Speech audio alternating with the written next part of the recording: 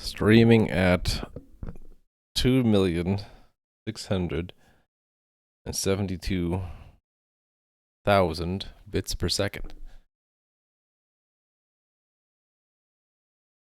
Wow, I have bit rate and I'm offline? What? Am I live or am I not live?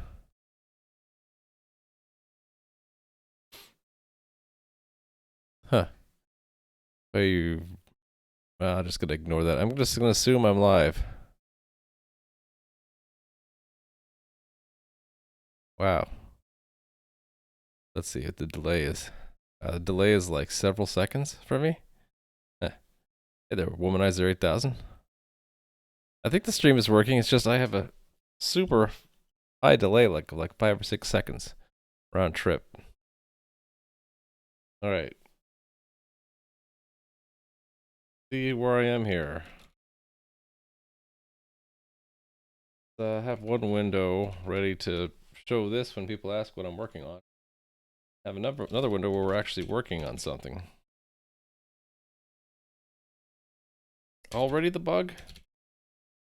Ah.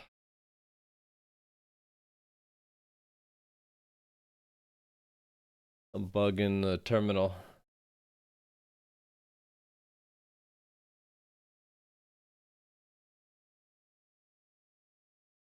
Let's try that again.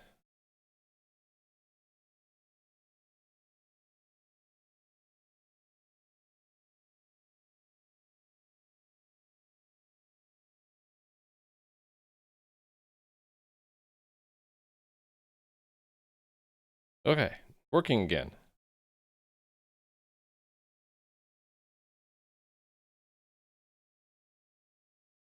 All right. I wonder if it's when I open another... Oh, yep, that's what it is. If I open another terminal, that new terminal has a problem where it eats the last line of output.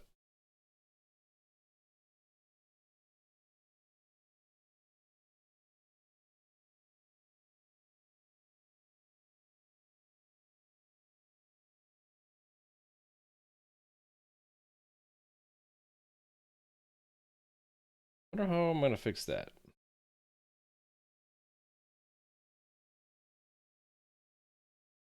This terminal doesn't have the problem. This stripe monkey.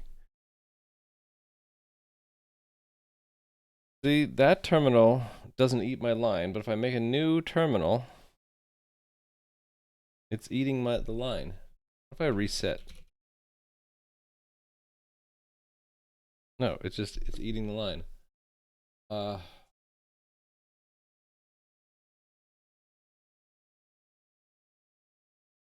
It's probably only just the terminals that are built into VS Code, right? If I probably here.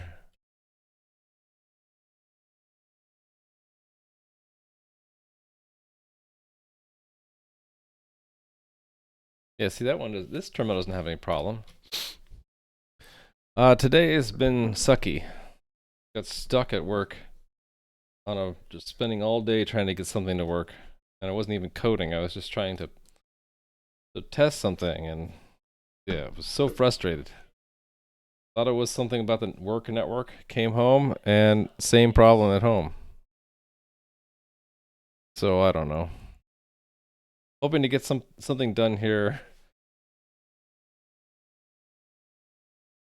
I would settle for being able to figure out how to not have zish and oh my zish and all that stuff eat the last line. Like, is it a matter of like resizing the window?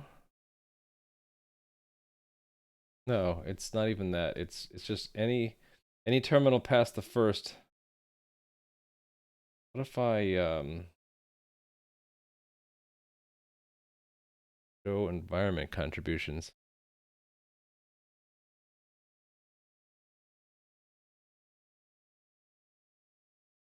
I mean, we're not using Git, so that shouldn't matter, right? What if I just split this terminal? No, see the new terminal is just broken. The original terminal works. Any new terminal I make is broken. Cause like 6 to 7 tickets they complaining about breaking stuff, so you can relate. Yeah. Yeah, I just need to find someone at work who's dealt with this stuff before, so that I'm not just like fumbling around. And yeah, I think, yeah. Anyway, work is not supposed to be fun, right? What if I just use this terminal and just like not even use this terminal at all? Can I like, I can do a new tab on this thing, right?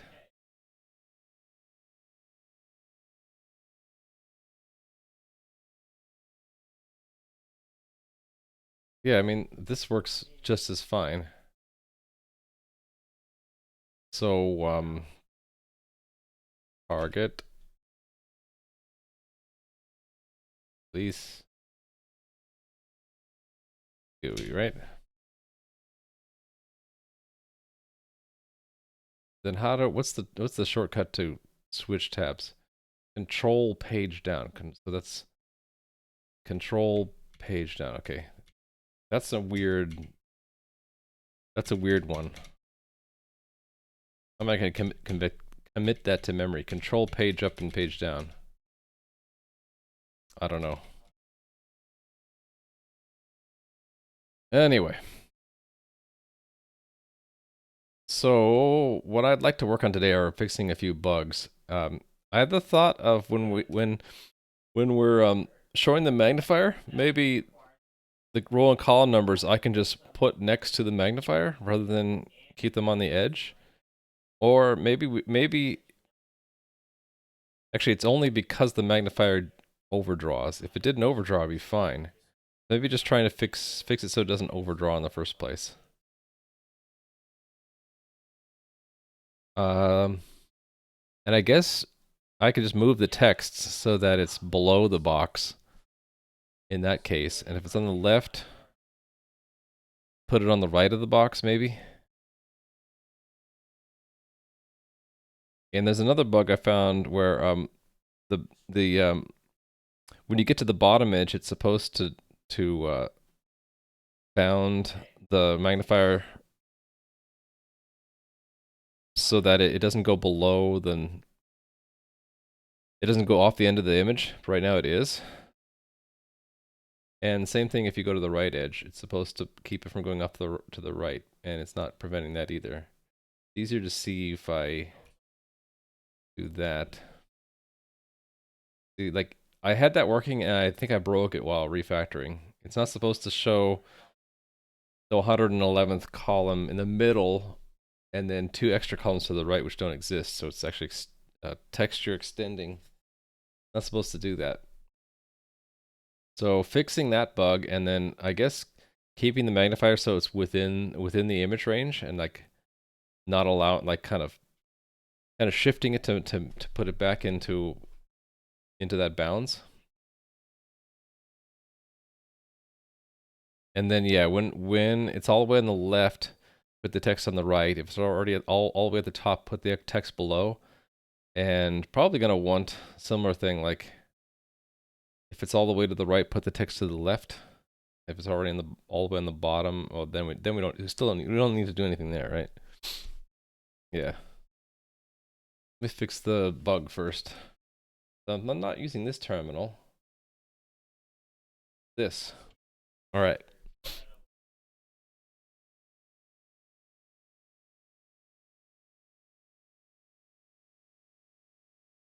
So it's in draw selection, right? Where all this happens now. Draw zoomed area. Okay, I think this is it, the clamped image, clamped X, right?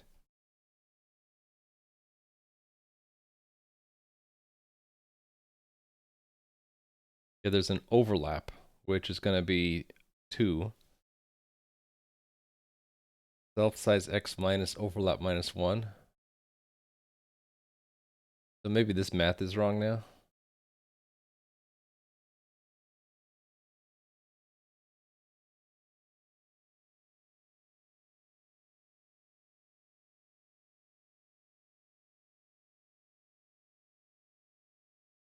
Let me just try flipping signs here. That's usually where I get things wrong.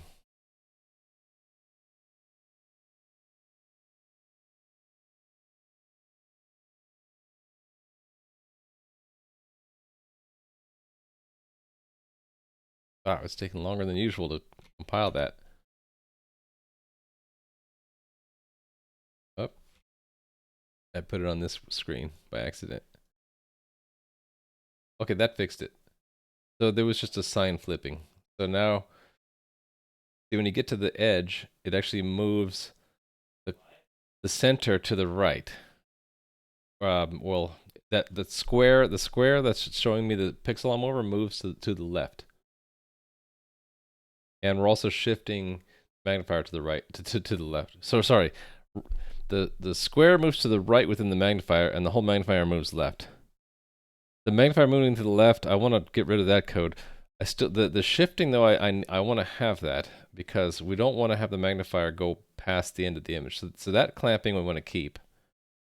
But where we draw the magnifier, I want to calculate in a different way.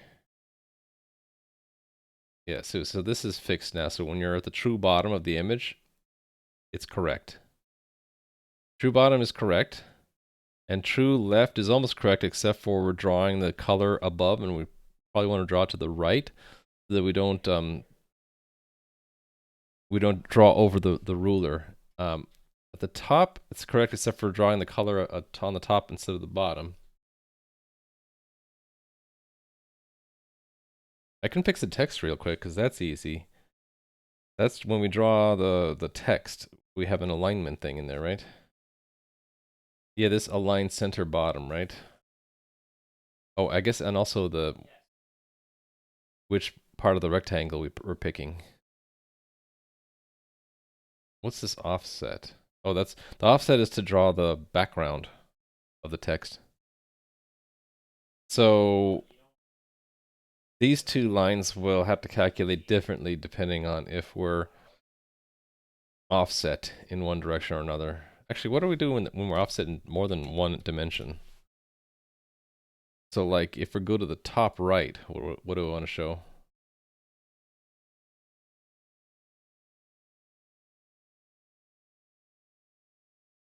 Okay, so I think if it's on the top right,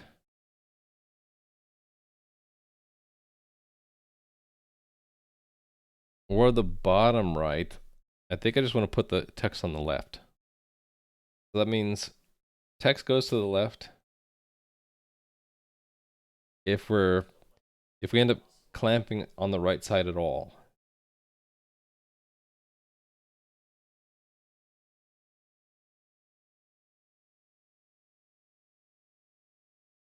Yeah, I think the x-axis is gonna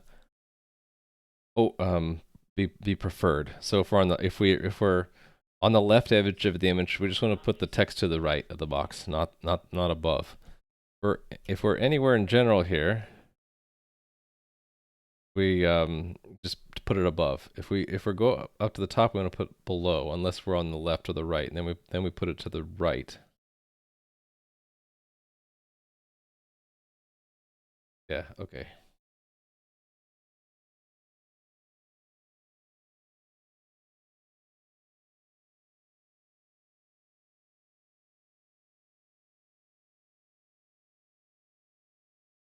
I lost my spot. Where was I? Oh, right here. These two things. So that's position and anchor. So let position anchor equal match. I think what we'll do is just match offset. No, not offset.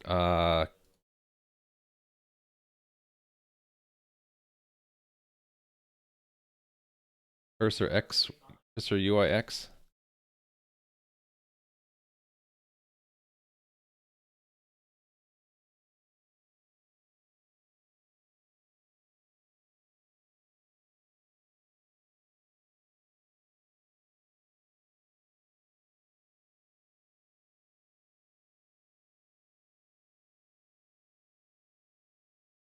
Wait.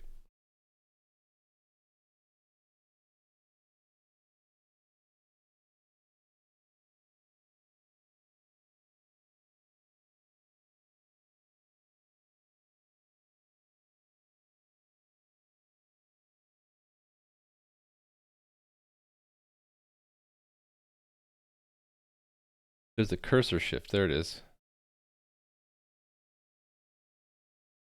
But I don't use the cursor shift. I don't use the cursor shift in one place. Oh, but I wasn't going to shift. I'm not going to shift the zoomed in region anymore, right?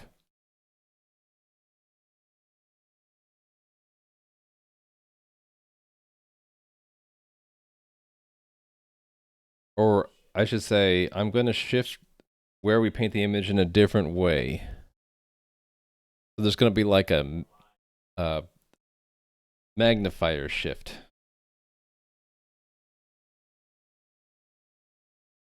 So we will calculate it here. And right now we'll just make it 0.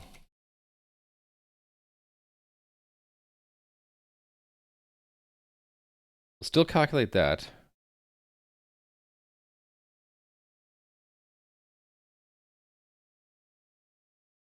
Because that's where we're actually moving the cursor, and then I'm going to use that to in the match. So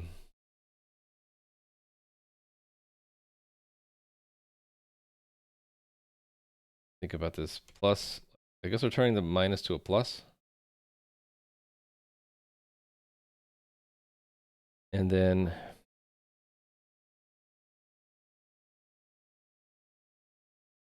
let's do a plus cursor shift. Make sure that this does what I think it does. Oh, we have an error.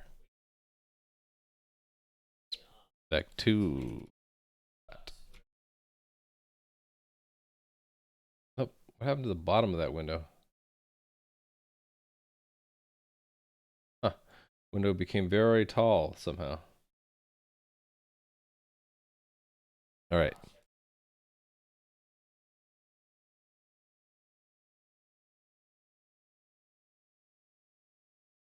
Okay, it's using that for the text, but not, and it's also going the wrong direction. Okay.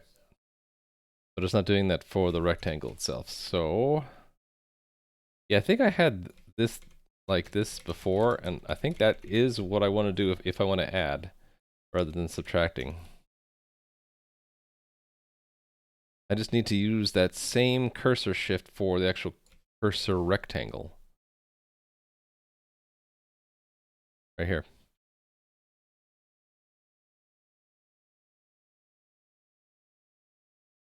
Oh, it's a rectangle. Shoot, so I need to like offset or something. Translate?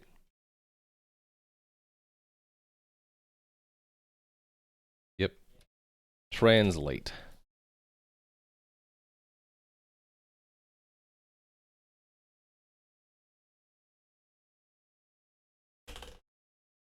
Okay.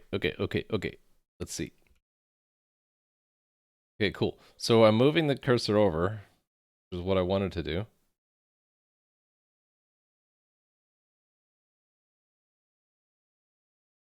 Oh, actually, it was the correct direction before. Okay. Me and sign issues, you know? So this was correct before. It's just I was thinking about it. I was thinking about it in a weird way.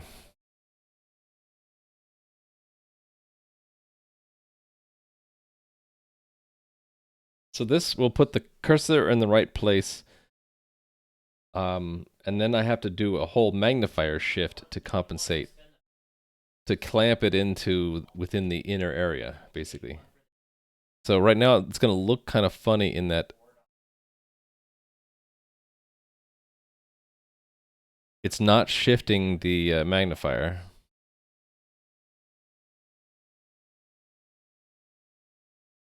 It is right. Okay, it's not shifting the magnifier like it should there.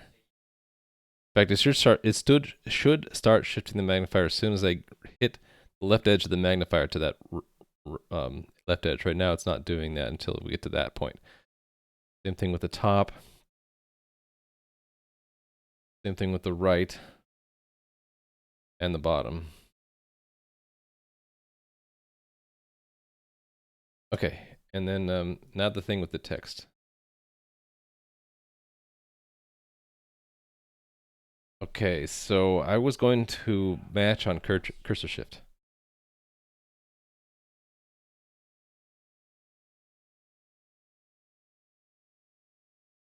If I can just get the sign, that would be enough, right? So like a way to get the sign. Or I guess cursor shift divided by the absolute value of cursor shift.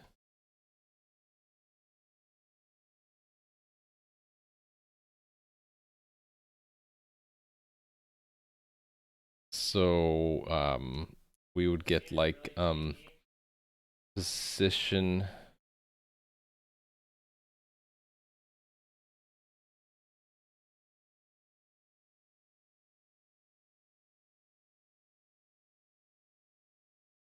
The vec2, right? So vec2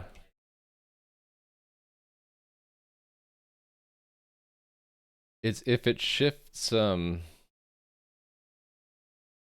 if it would have shifted left, we want to draw it on the right.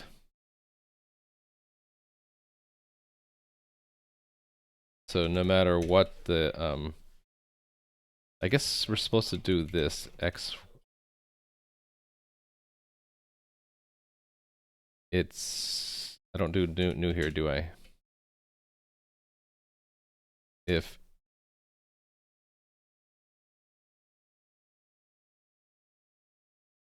or can I do it like this?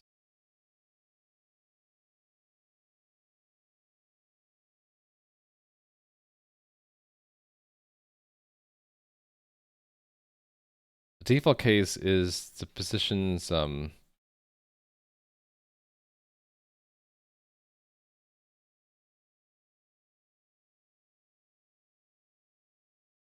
we want to do this a little bit up too.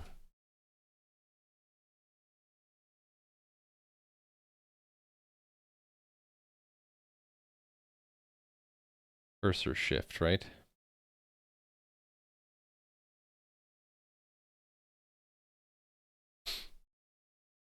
This one uses translates by cursor shift. But actually, okay, cursor shift. Oh, sorry, I'm getting confused. I'm only doing the text. Okay. So it's yeah, it's center top.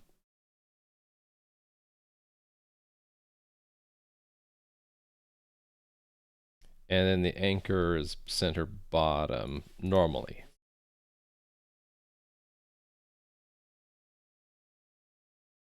And then in the case where I don't think I have the syntax correct here, but let's say I do. I want it to be on center left. Oh, no, I want to be center right of the cursor rectangle, and I want to be center left or left center.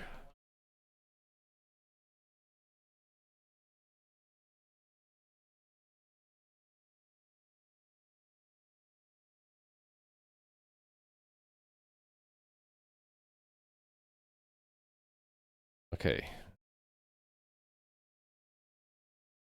Okay, I just have to say why.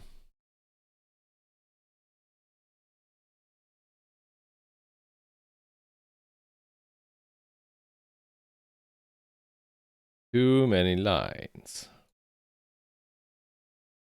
I can't do two things at once. So right now we're gonna have to do need. Oh, yeah.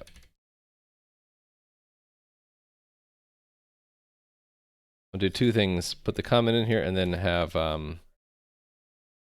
reason to do.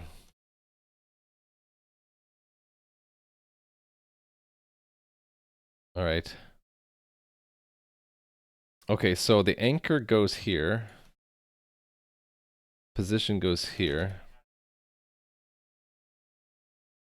What's offset? Oh yeah, that offset. Let's just rename this. So this is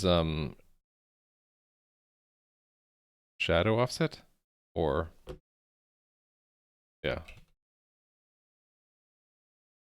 That's okay. I can offset is limited in scope to here, so it's fine. Can I do that? I think that's doing what I want. Let's do the other side. So on the other side, it's left center, right center.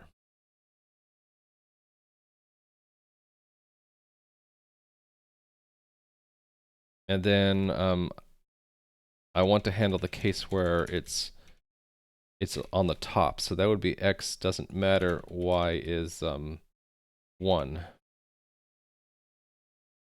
I might have these two backwards.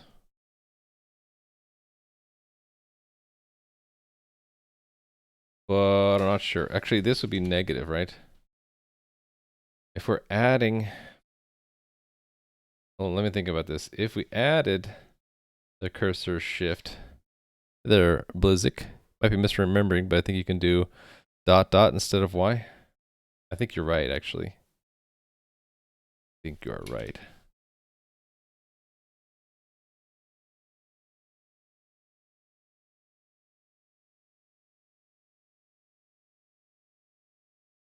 But I want to see if I can get this sign correct. What is it telling me here? It's identical. Yeah, it's identical right now, but it won't be.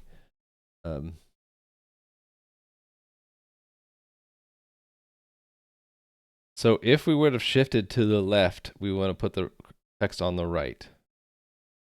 So if we're shifting it down,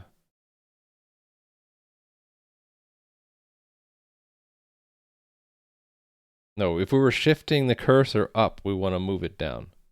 Yeah, so here it's center bottom. And then center top.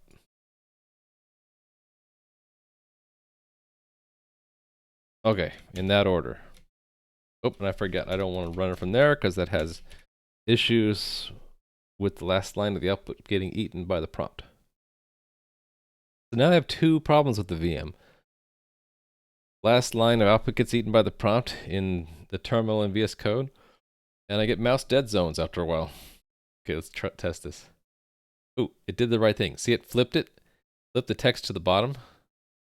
So I haven't fixed the magnifier clamping into the image area yet, but I'll do that in a minute.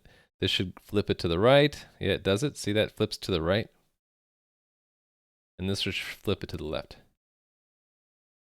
Okay. And then this should not do anything other than it's naturally shifting down. Okay, so now let's handle the clamping of the magnifier. So that means I'm gonna be shifting around both the magnifier and everything else. So all the coordinates will be shifted, starting with the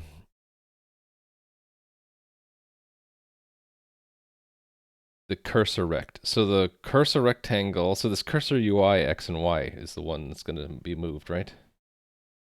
Because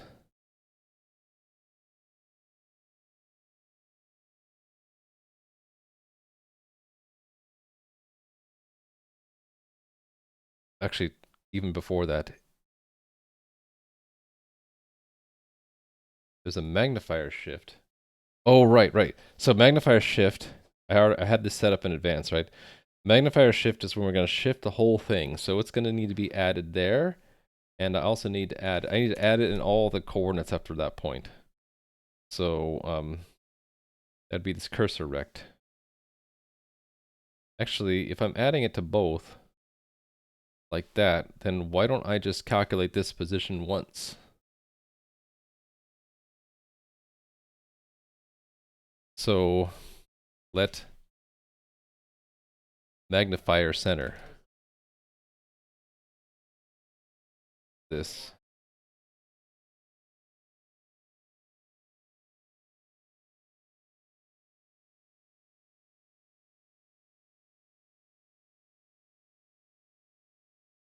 Okay, let me make sure I use that in the text drawing too. So we paint the image 100 pixels in size around the center, and by default the cursor rectangle starts same center but radius of 20. And then the text, I think we use cursor rect, right? We use cursor rect We align to that one. So this should still work. I just need to calculate the magnifier shift based off of clamp. I guess we're taking the rectangle, this rectangle, right? Taking that rectangle and then putting it within bounds of the inner area. So I guess what if I just make a helper for that? So let magnifier area. We'll make a helper called like lamp within inner area. That, and then that's what we'll use for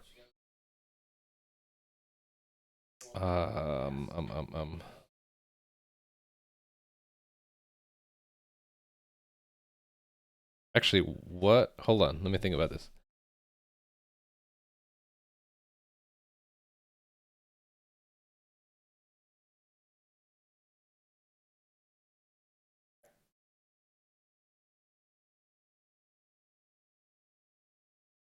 Let me go back here. Sec.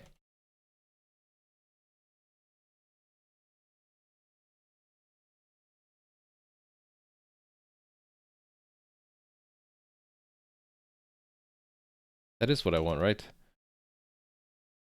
Oh, I already deleted what I just had.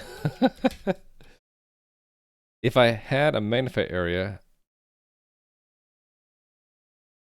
no, I want magnifier center. I want to.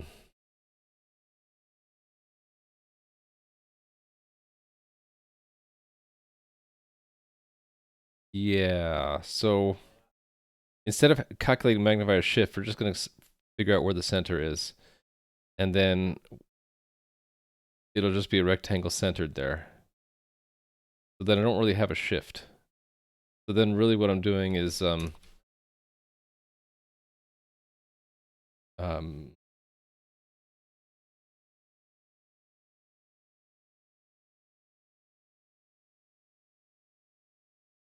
thinking, what would the helper function be? Don't I want to make the rectangle first and then move it? Then I'll just need to calculate the center again, right? Yeah, and then, okay, I got it. So magnifier area.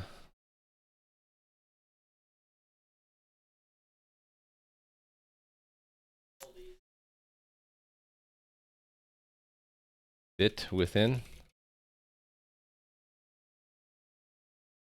inner area. This thing.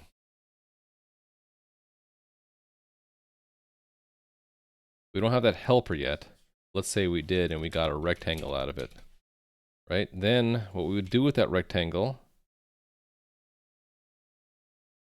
we just need to get its center.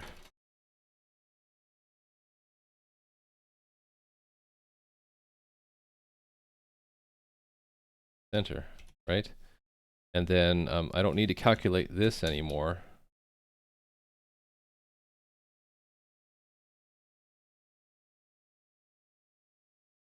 This is magnifier area. This actually goes here. Hey there, A squared. And hey there, Kashanks. Yeah, you're dreaming, Kashanks. It must be dreaming, because why would I be streaming? Wait, this isn't right.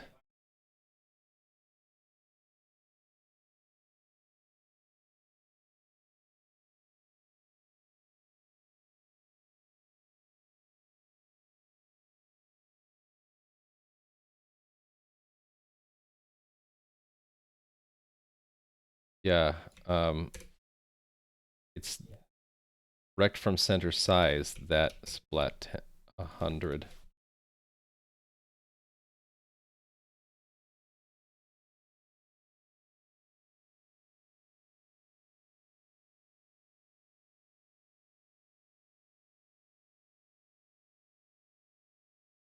And then the center is the center of that. And then we don't need to calculate it again because we're not shifting. This cursor shift we don't use until we draw the cursor, so we really should be moving that.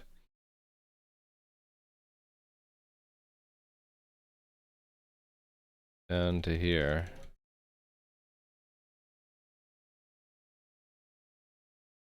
Actually, then why am I translating it? Why am I not just adding the cursor shift?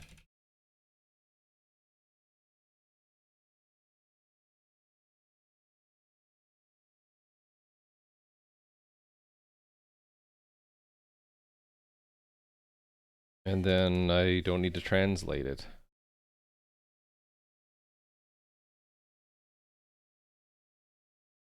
Hey there, Nightshade dude. Let me reach reach a point where it builds again, and then I'll explain what I'm doing. So if you're coming in and you have no idea what I'm doing, that's fine. Just bear with me for a few moments. I don't need this. We'll just make an empty function for now, and we'll fix it in a bit.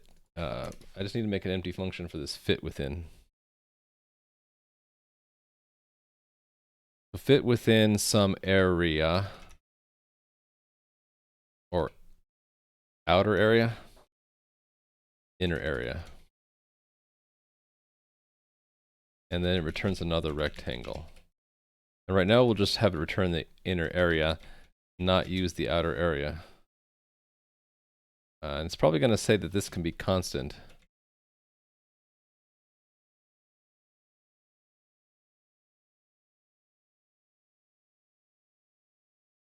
Tiny magnifier over the cursor.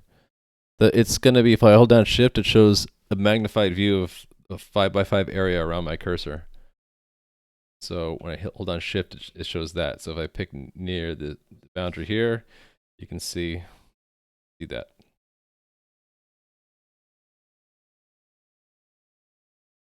Oh, the text is aligned to the wrong side of that rectangle.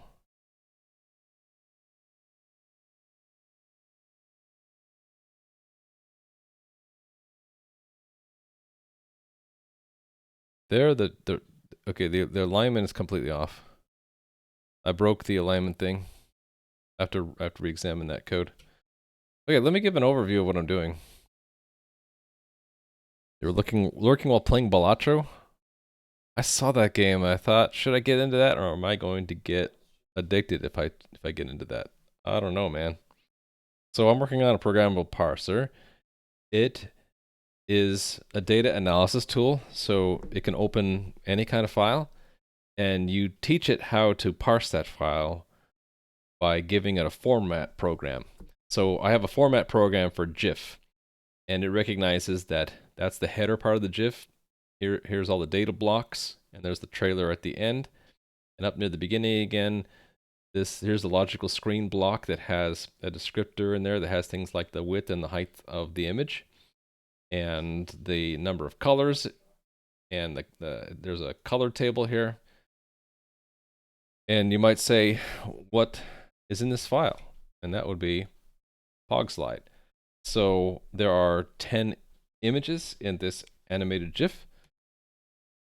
We can parse them all out here. There are these 10 things.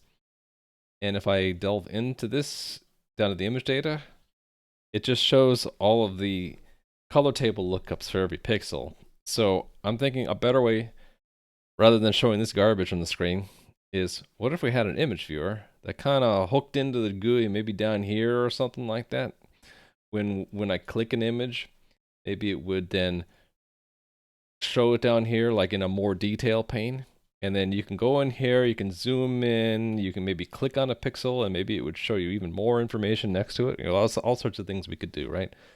So that's what I'm working on. I'm trying to add bells and whistles to this image viewer, and then once I get it to where I like it, I'll integrate it back into the UI in some way. So how did I teach my parser the GIF format, and can it handle all the formats? Well, I'm glad you asked. So the program has a compiler built in for this custom language I made where you describe formats like you describe functions in a programming language. Instead of the statements just doing math and handling input and output, it's very specialized so that the input is the file we're supposed to parse, the output is the data tree that we get on the right in that GUI, and the individual statements are either other smaller blocks, other smaller pieces of the file, or they are like the most elementary innermost parts. So like a GIF has a header has a version, and a version has an encoding, right? A header also has a signature. The signature and the encoding are the elemental pieces of that. So the S is the type here, and the 24 is the number of bits, and the signature and encoding are the name. S stands for string, so it says the first 24 bits is a string. The next 24 bits is an encoding of the version. And then we can do stuff with that. So you can do conditional logic, like you can match the signature, and if it's not correct, you throw an error. Or you could do an interpretation of that string. You could say if it's 87A, oh, it's the 1987 version of GIF, right? You can have for loops, just plain old loops, while loops, if statements. So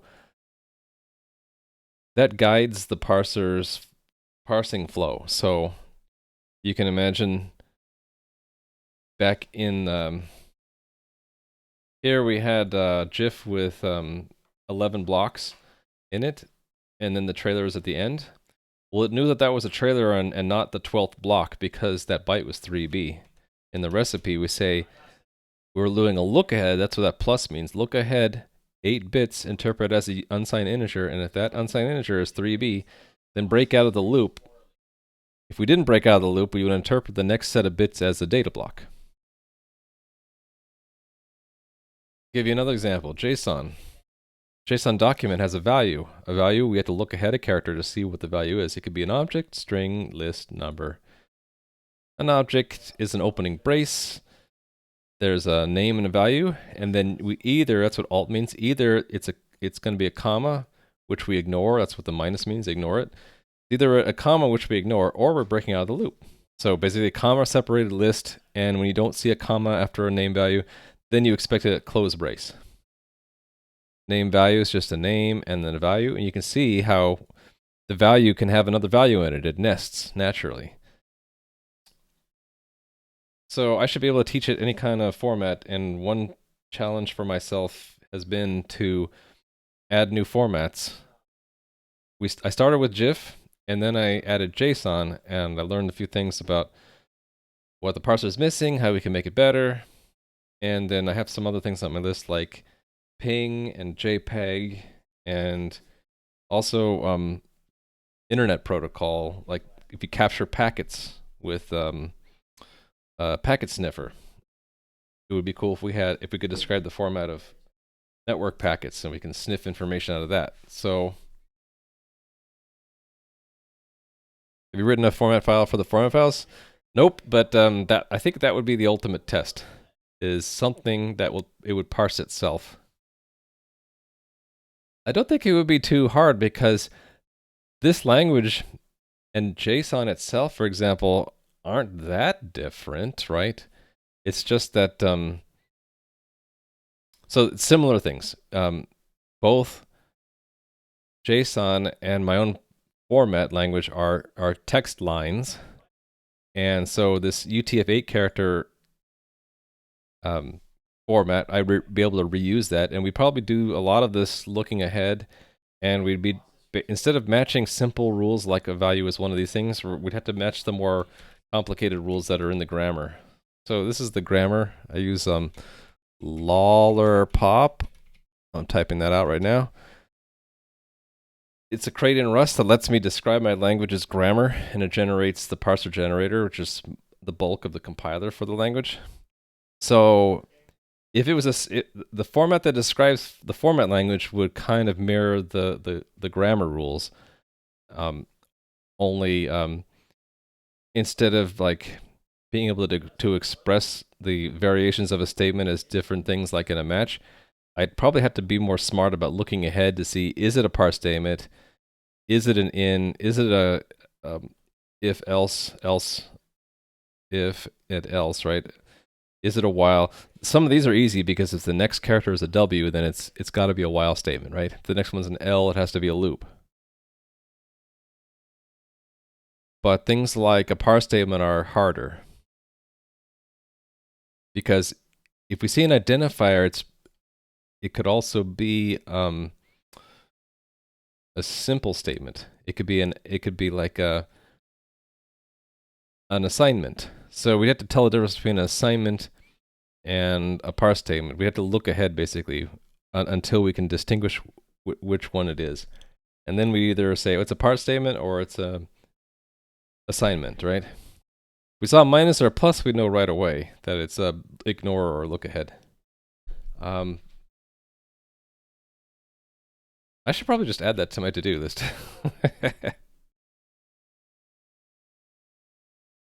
Format for parsing formats. Meta challenge. Right? The meta parsing challenge. Can it parse itself, right? So now it's on the list. Yeah, anyway. I could have developed the image viewer widget as part of the main GUI, but then every time I open the GUI, I have to dig down into data, one of these blocks, dig all the way down to the image and then click it, right? So I'm kind of doing a shortcut with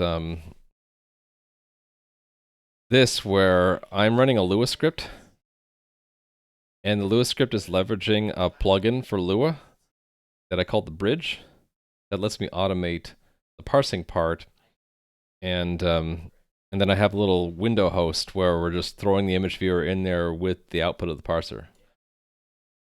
But because this is an eGUI widget, all the UI that I do is in eGUI. Once I develop it here as a standalone thing that's hosted in a top-level window, I should be able to integrate it back into this GUI just by putting it here somewhere in the layout or something like that. So it shouldn't be too hard. Just really quick showing you the bridge. I won't go into the implementation of bridge, but just imagine what it does. So the require bridge and you get something back in Lua is it's loading a plugin for the interpreter. So I have built a plugin that contains the same parser that is in my main program here. Only instead of it being driven by a Rust main program, here our script is driving it. So this is automating like picking the GIF format and compiling it, opening that PogSlide GIF, and then using the compiled formats along with the GIF, the PogSlide GIF to parse it out and get this GIF as the data structure. So that roughly translates to the unseen parent of these three top-level nodes, right? And we can traverse it with index operations. So logical screen is this guy right here.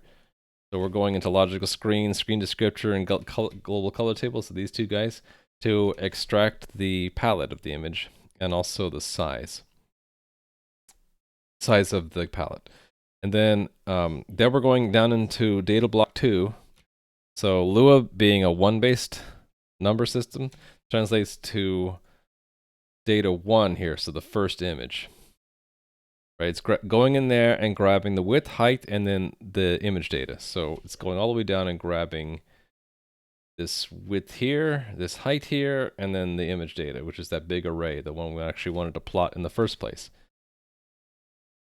Then I am creating an image viewer widget, and then a standalone window host, and then connecting the two, and then running the Windows event loop. So this is basically automating what I would have had to do manually by starting the GUI up, finding the image, clicking on it, and then having the program set up so that when you click on an image, it shows the image viewer. That's what we're working on today. Well, thanks, Nightshade Dude. So I described it all before you had to go to sleep, Nightshade Dude. I will claim that as a win, and we'll go from there. So I have a bug in here, right?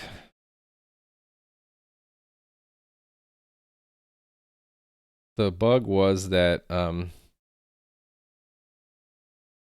when I go to the left side,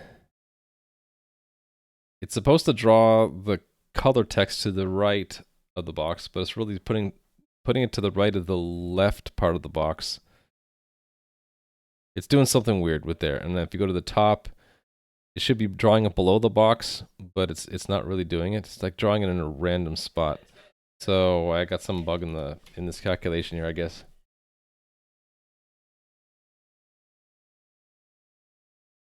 So right now this fit within is just returning this back out unmodified. So that's calculating where we're gonna draw the magnified image. And then we're calculating a shift for the cursor. And then taking that magnifier center and adding the cursor shift to it and putting the cursor. So I think the cursor is correct. That looked okay with me. The little white rectangle, it should move to the left until you hit the edge, and it should move up until you hit the top. So that's correct. And then on the right, hard to see because we're not shifting the magnifier like we should, but if I open it up like this, the box is drawn correctly, it's just the text that's wrong. The bottom one, if I do it this way, it's easier to see. The box is correct, it's just the text that's wrong. So the text is down here, right? This position plus offset plus cursor shift.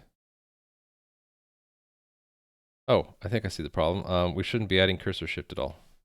I don't think. Because all that should be built into the cursor rectangle already. Offset is in there because we're drawing it in black and white on top shifted. And I did that again, don't want to open it there. That's so that the box shows up no matter if the background's white or black. We're actually drawing the box twice and then going, they're offset from each other. It's kind of hard to see unless I go over the white here. You can see it as a black box, and if I go over black, it's a white box. So it's that natural drawing it twice. On a color like green or red, it's a little bit easier to see. You can see it on the bright pink there. You can see a white box and a black box right around it. It's actually, oh, I know why. Because I actually changed the size slightly, right?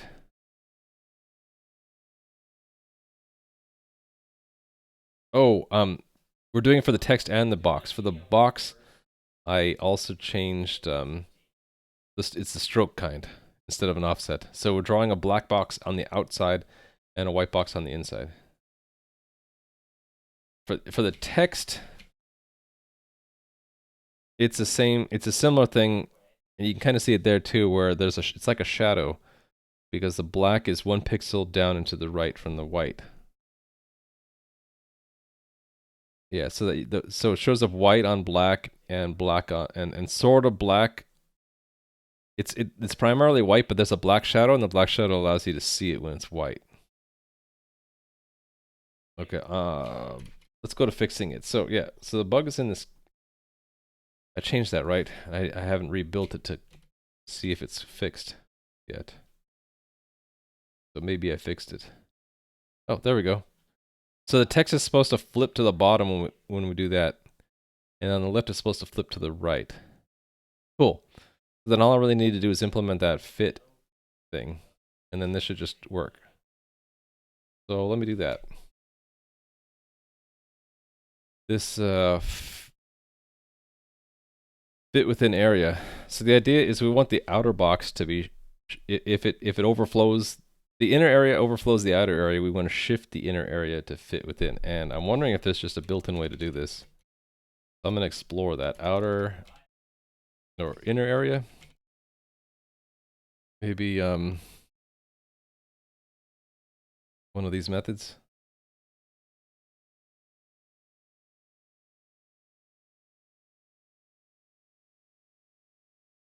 If I were to name it, I would name it like either clamp or fit.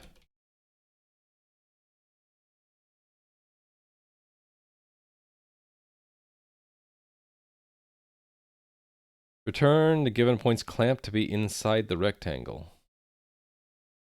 So we could just take the corners of the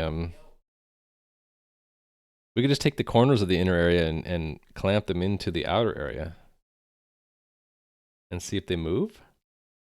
Or I can just do it a boundary check on all four sides.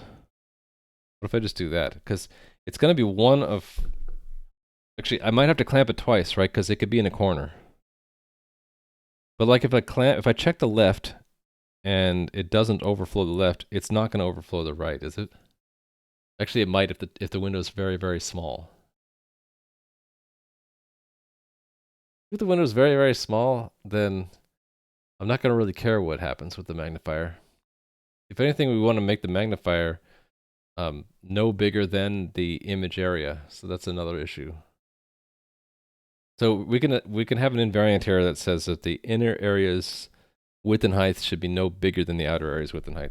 So if it overflows the left, it won't overflow the right. So if inner area, I think we want to make this mutable, right? Left is less than outer area left. Else, if the right is greater than the outer area right. So here, we would want to shift it by the difference, right? Inner area equals inner area. Translate to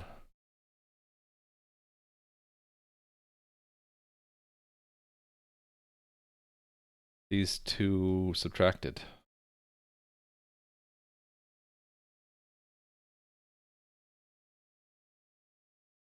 Outer minus inner, right?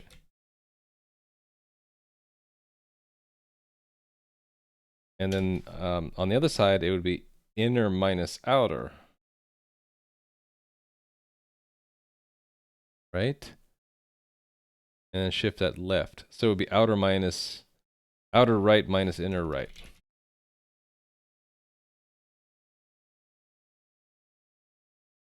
And at the end, we're just returning the inner area.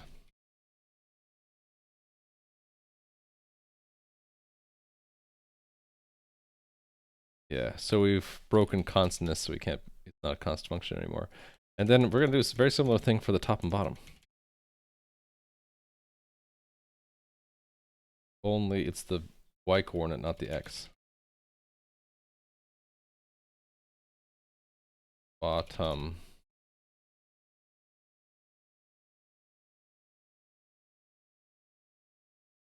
So I can just keep that unless there is a more clever way to do it. I think this will work. So this should naturally keep everything within the box. If I did it right. Let's see. Let us see. Here's the box. Oh, it's working.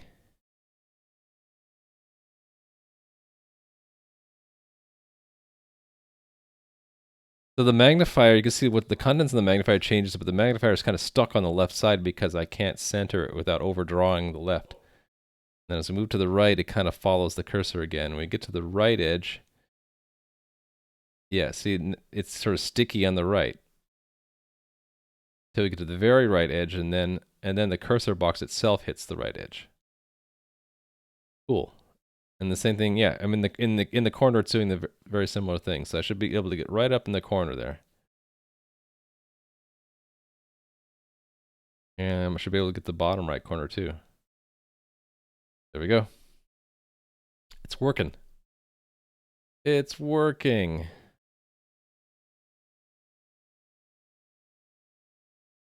Okay, but there's going to be a bug if I make the image viewer very small. So yeah, it's basically, it can't clamp it in there. I think what we want to do, if it's super small, we want to make the magnifier itself fit. Like, we want to scale the magnifier down.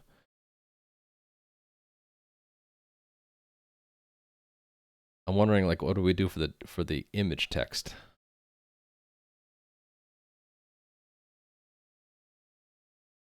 maybe I don't care at that point. Because it's not going to be that small, is it? Should I have it naturally use a smaller text font if the image viewer is small, under a certain size maybe?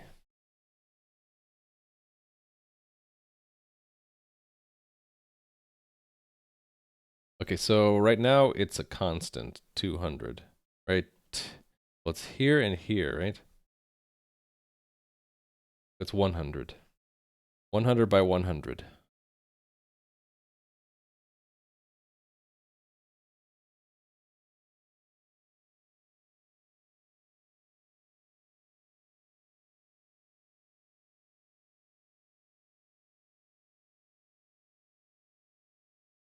So it should be something like let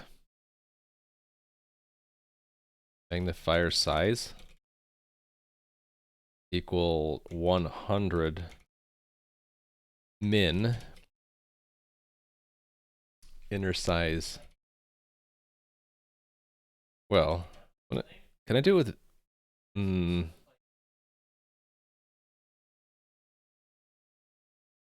it should be the smaller of the horizontal size and the vertical size, right?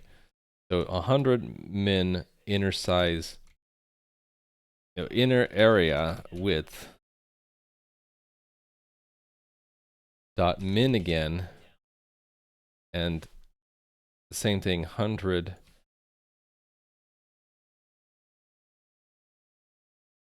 only this time it's height. I don't have to say 100 again, do I? It's just the smallest. The smaller of the two dimensions, no more than 100. Right? I guess I have to say 0.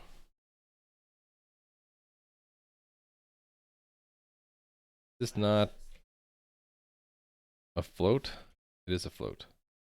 Wait, what's the error here? Ambiguous type. You must specify a concrete type F32.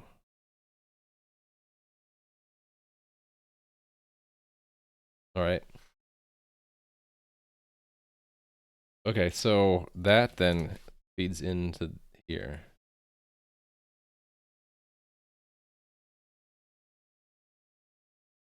Now the magnifier will shrink to no more than the inner area, and then it kind of just takes over the whole image area, right?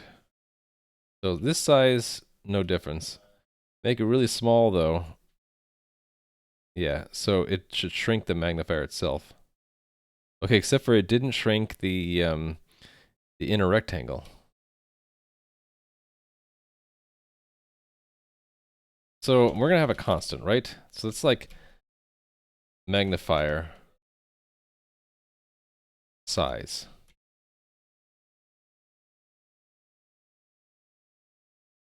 And then magnifier size ends up going there. And then I need to have a magnifier scale, which is the magnifier size divided by the constant divided by what we calculated, like the actual magnifier size. Then because of the name being ambiguous, I think I want to rename it to be default.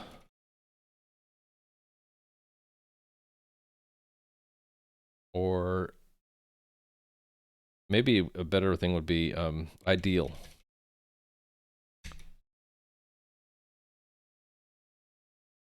So this magnifier scale I need to apply to this cursor rectangle size. And actually it's in 2 places, so let's calculate it. Cursor scale.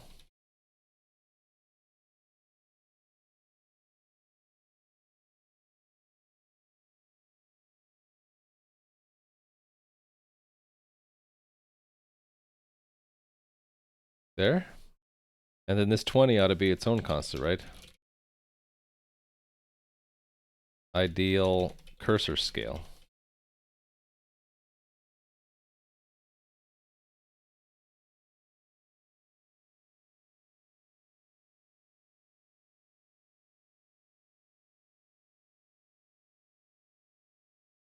And I ought to take these constants and move them to be with the other constants. Here. Actually, the cursor scale should be the magnifier scale divided by the region. And these ought to be combined together, shouldn't they?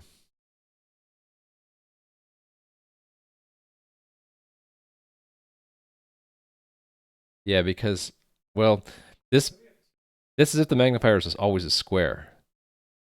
Either I need to make it a square, or I need to have, this is the wrong, it should be size. The size should also be size x, size y. But I think I'm going to go with square. So let's rename this to be size. And it should be in terms of this. Well, hold on. Let's fix this first. This should be like size as well, or magnified region pixels.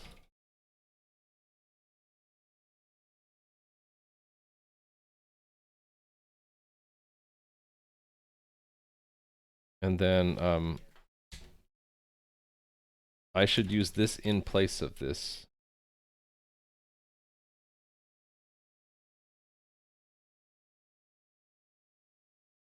Oh, and then this can just be a splat.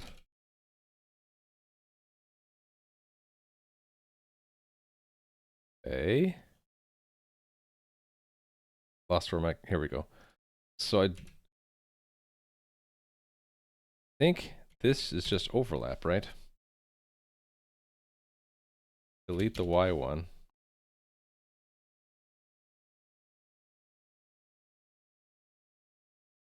Okay, and now I can do cursor size in terms of magnifier size divided by pixels.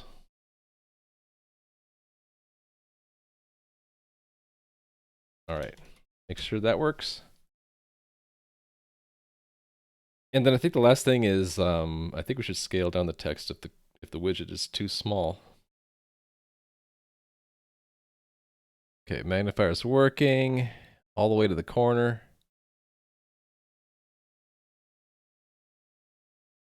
Actually really hard to mouse over the corner when it's such a small thing. When it's larger, it's much easier. All right, and then when it's very small, oh, it actually magnified in the wrong direction.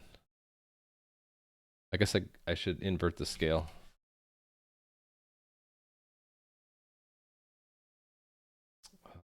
This.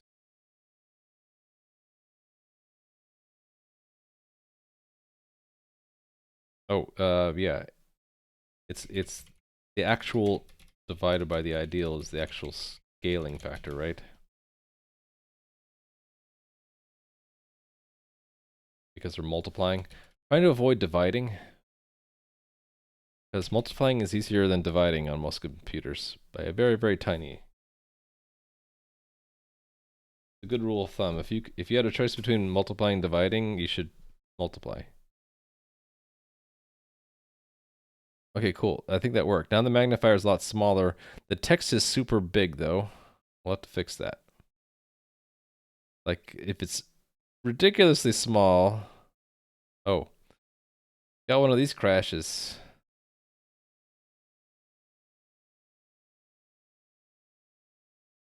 Min is greater than max or either was not a number. Huh. That might be a bug in my code where if the image is super small. Yeah, that might be my own bug. Anyway, you can see that the text is just too big. It just starts overdrawing. Do I care about that? I'm never gonna really show it that small. So maybe I don't care. Maybe I don't care. I think it's good enough to scale the magnifier to fit.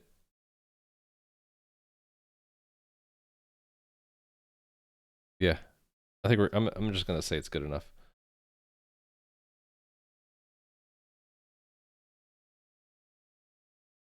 Okay. Then am I done then? With the magnifier? Do I want to do more with this thing? think I'm done with the magnifier. Then the other thing on my list, on my mental list, because I forgot to put it on my to-do list, I guess that would be write down all the things on my mental to-do list. But yeah, one thing I wanted to do was to actually have markers in the rulers to make them actually look like rulers. Right now we only show a number if the cursor's on top. I want to show other numbers in there for like where the 100th pixel, 200, etc.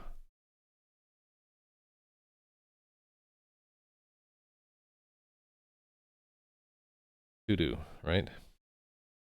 So yeah, I don't have any of this here. So draw ruler marks and what do you call it? What do you call the numbers in a ruler? Like marks and measures? I don't know.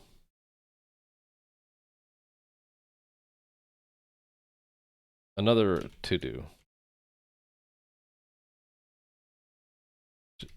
So that not in my head, they should need to be in the to do list. The other one was left clicking and dragging should draw a region.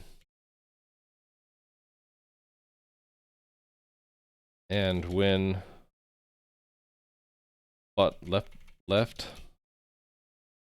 button is released, viewer should zoom to the drawn region.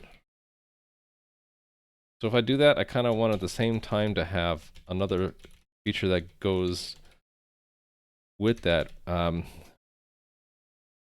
zoom back out. So just do right click, zooms out.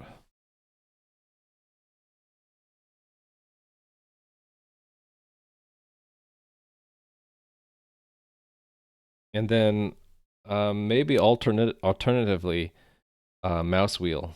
This is where I'm not sure. Is it mouse wheel up, zooms in, and down, zooms out? I get confused because between like the defaults on Linux and Mac, for example, and Windows, wrote mouse up and mouse down flip, right? So if I'm like in the Maps app, I'm not going to show this on screen because it'll show you where I am. One reason why I do this stuff on the virtual machine. So if I'm just in a Maps app, what I consider to be mouse down zooms out and mouse up zooms in.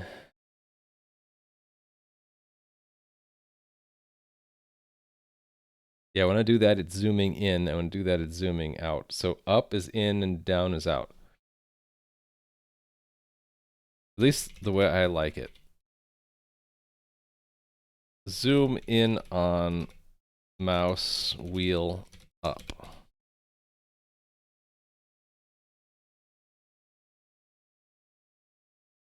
Forgetting to put period at the end of these sentences. Zoom out on mouse wheel down.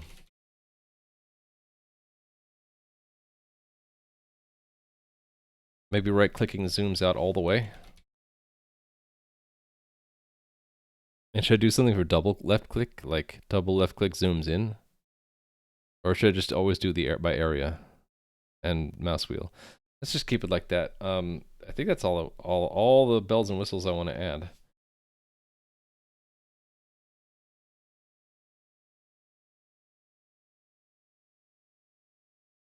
Let's start with zooming in and out. That'll establish like the selected region. I guess we'll call it oh, I guess another thing is let's do left click. I don't know. Left click and drag is drawing a region. What if I want to scroll the region? Maybe control drag or command drag?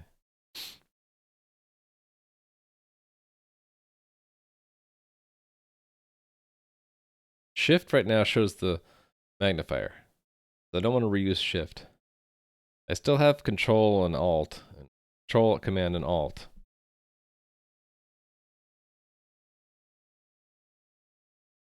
To just pick one arbitrarily, I can change it later, not without too much effort. So image viewer.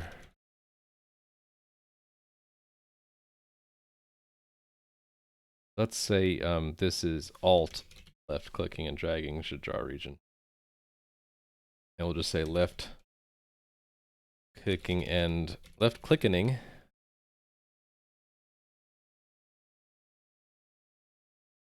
should drag visible region.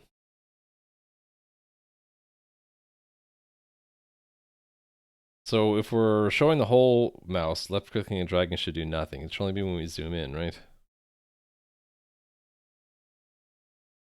I just haven't really just finally decided if that's the alt left clicking and that's not, or the other way around, or a different modifier.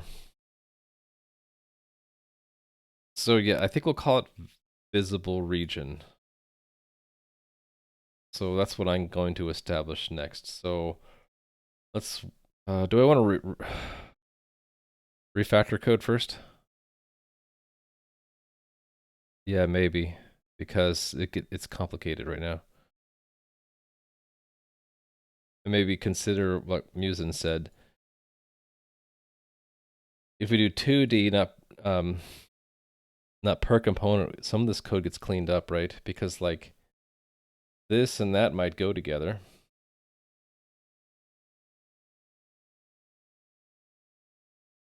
I don't know. Let's see if can I just write this like cursor image.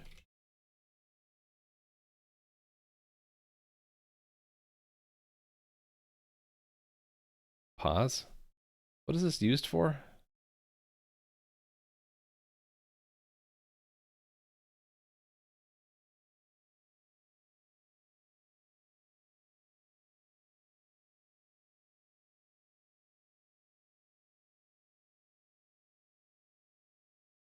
Oh, it's the magnifier. So maybe the first thing I do is rename that.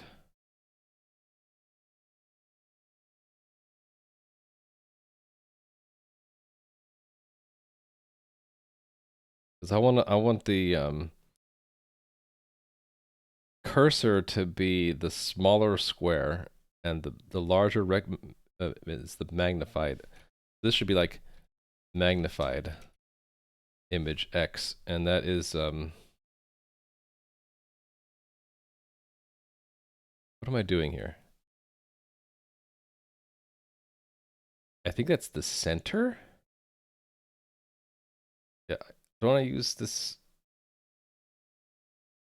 Yeah, this is the center, right? From center size.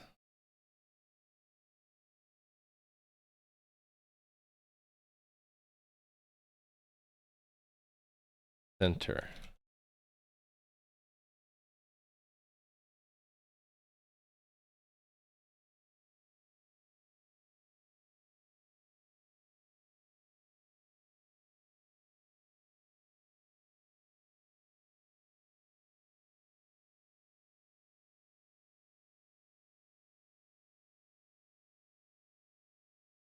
I'm just wondering, why am I using the center X twice? Because we want to know if the cursor gets shifted.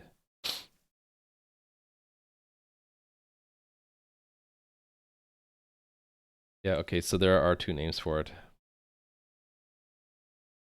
Magnified image center clamped.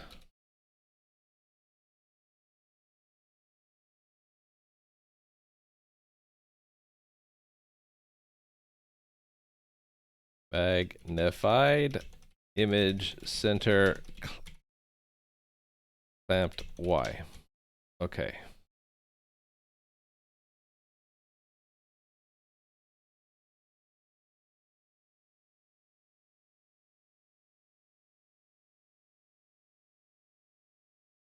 Area.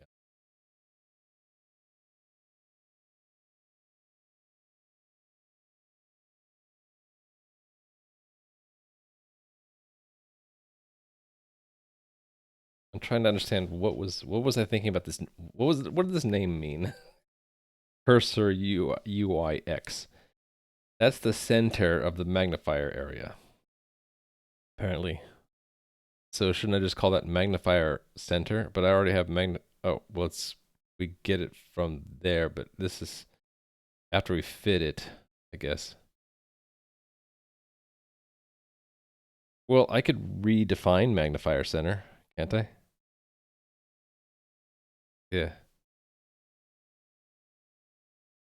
But I think I named it UIX instead of image X because one was the center in the image.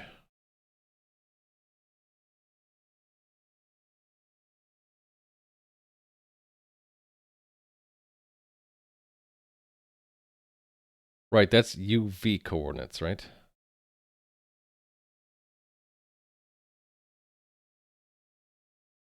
Scale. What's image scaling?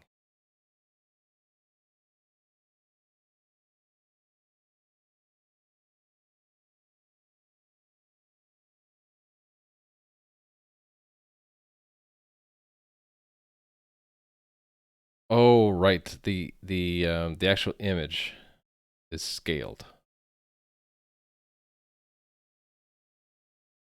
Wait. I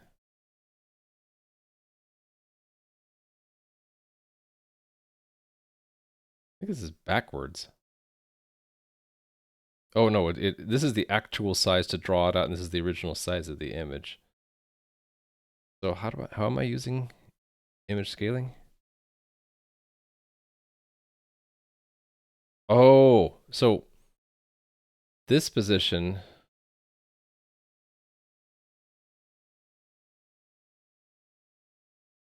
is the mouse position. Right. So we're returning the mouse position. By dividing by the scaling, we're turning it into the image position within the image. And the UI is back to multiplying by the scaling. We're back. Okay, so one's in the image's coordinate system, the other one's in the display in the display coordinate system. So UI was display, I guess. So magnified image center X.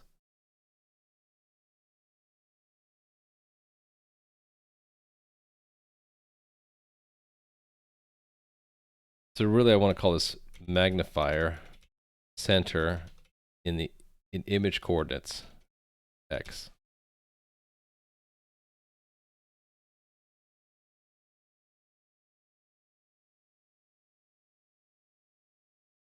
Okay. Get my names right. It's very important.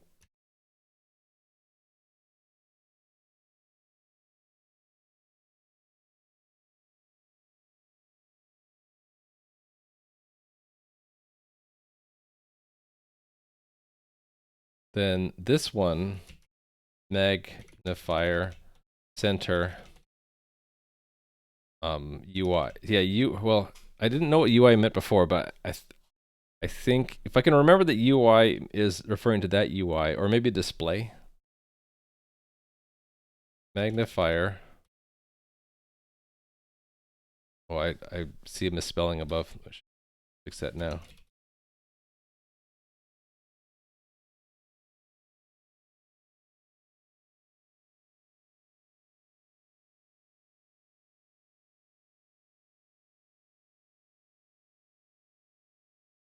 Magnifier center display X.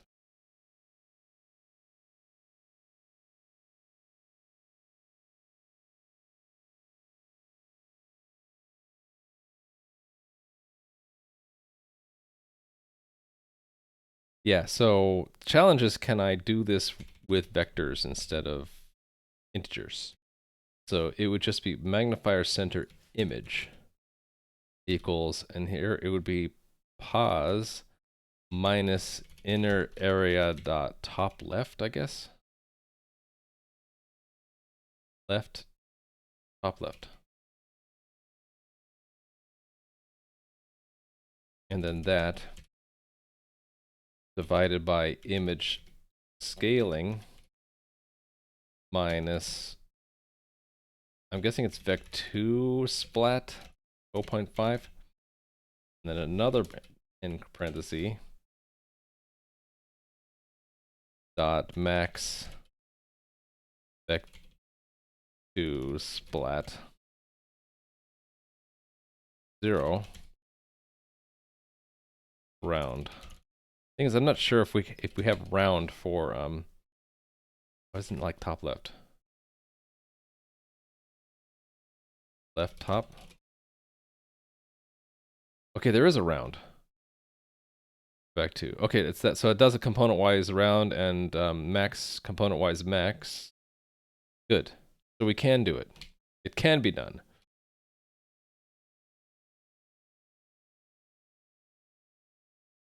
So then to adapt this, hold on.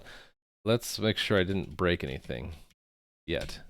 We're not using that yet because I want to make sure it's not broken before I start trying to use it.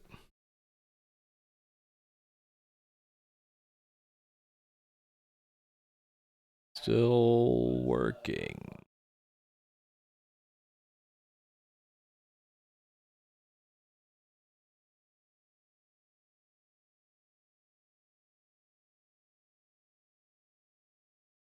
Checking all the corner cases, literally. Okay, so then to ease it into using this, I should just be able to say this. Try that again. That dot x.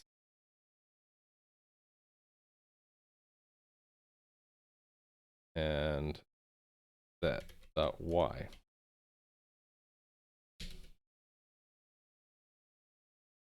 Oh, I keep forgetting I'm using this window to build and run. Is this terminal's more reliable? Okay. Hide this. Cool.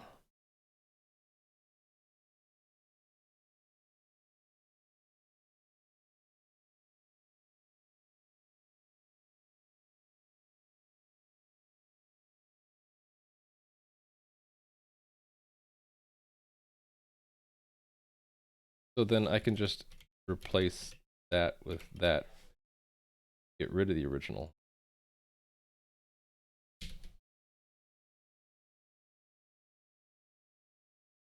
Feels C++ is evolving really fast from compiler enhancement compared to Rust, although as a kernel developer you feel no language matches the purity of C. Purity of C. Purity. What do you mean by purity?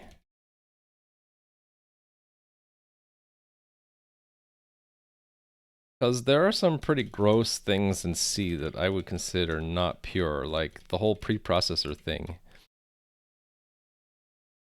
I think I find some of that statement subjective. You know what I mean? And subjective is fine. I think I can do the same thing with this variable, right? The display is just, oh wait, that builds off of clamped. So what if I just try to be more aggressive and do this in place? That's image clamp.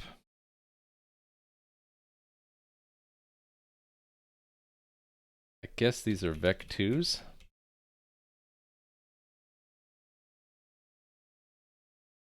And this would be this minus vec2 splat that. Cool. Then I can get rid of that, and then display is just that plus vec2 splat. Now, does it work with mul add? We'll see. Left top.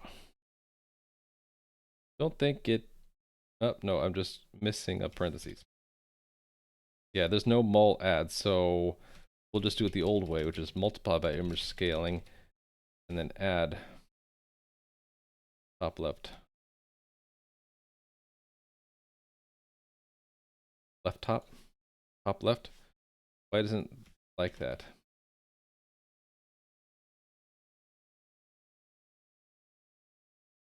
on position to vec. Meant closer to hardware embedded in firmware. I wrote the firmware for my keyboard all in Rust, and I don't know. I would say try writing pure. Was not pure. Try writing no standard Rust for firmware.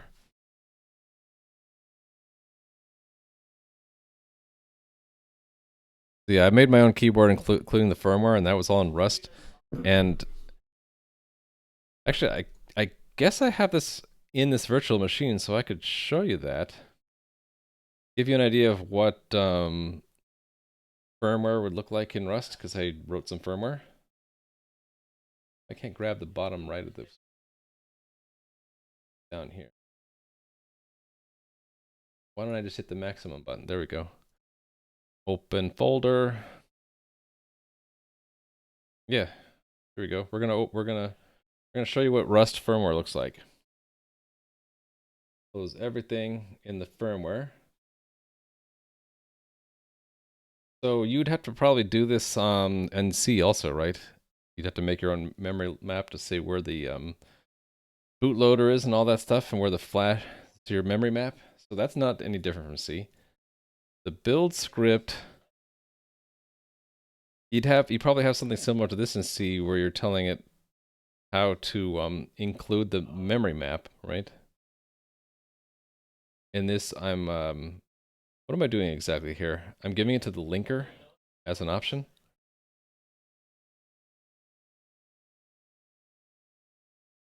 Oh, like the comment says, I'm just putting it in our output directory.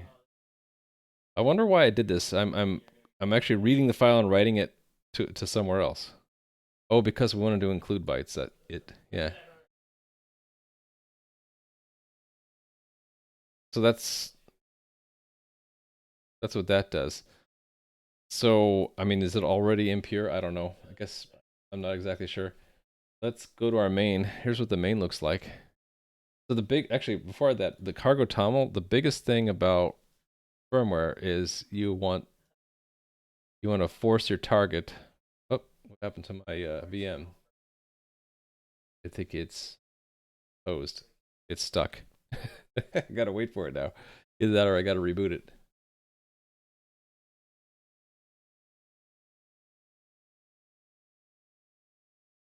Yeah, my VM is stuck. I think it's. No, I can't alt tab it. It's just stuck. You meant open BMC for FPGA. You know, Rust is binding stuff of. What did you mean by the FPGA? Well, you don't write. Oh, you write FPGA code in C now? Last time I worked with someone who did FPGA coding, they didn't do it in C. It was in like. What was it called? B something. Like Verilog?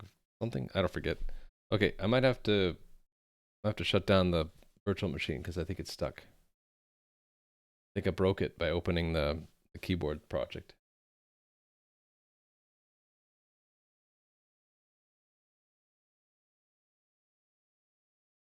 Yep, I'm getting the little I'm hosed beach ball right now.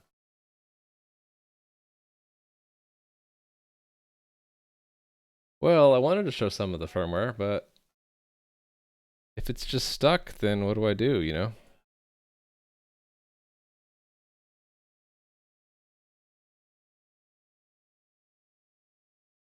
I'm waiting for it, hoping that it will recover. But it might be futile. Might have to oh, totally hosed. The whole Parallels is hosed. Okay, well, force quit.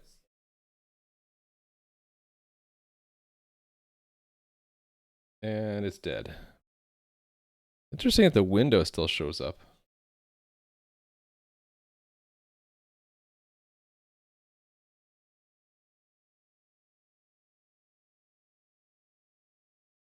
I guess that's just a ghost window.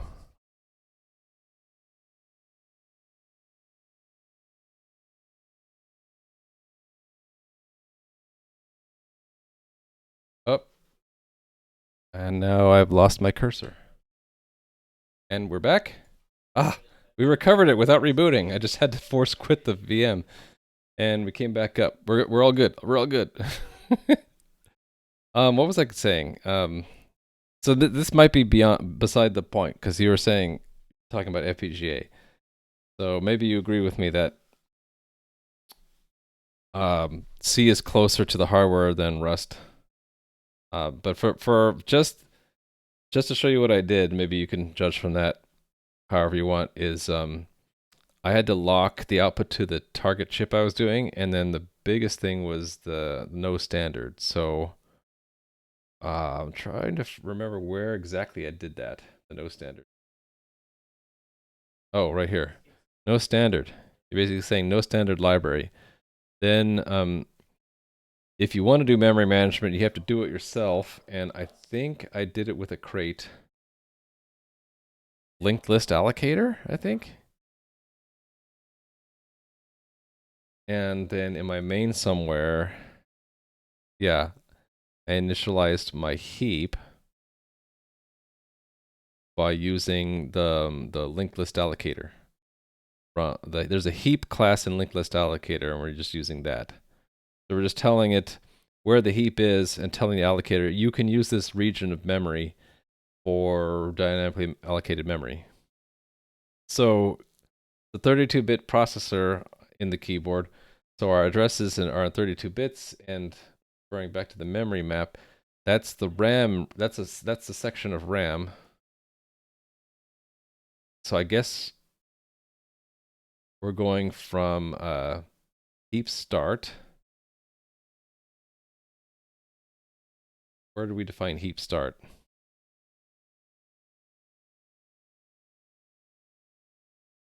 Oh, the address of the heap. It came from the linker. I thought that had to do with the memory map, but I guess I am wrong. How did we tell it where this goes? Why is that at the start of the heap? Comes from the linker. I guess this is just a magic symbol that we know that the linker will create for us. And it just said you can go from there to there. Maybe the start of the heap is at 2 million or whatever, 200 million. So that means my heap is 128 kilobytes, right? And then my total RAM is 264 kilobytes. So I'm giving it, I think, half, roughly half of the space. Anyway, those are special things you have to do if you're running on metal. So that's sort of a macro, only it's a Rust macro. And it's to get the address of that symbol, and we can cast it the integer to compute the difference so that we can tell the heap where it is. Raw addresses we can just code directly. Oh yeah, the global alloc.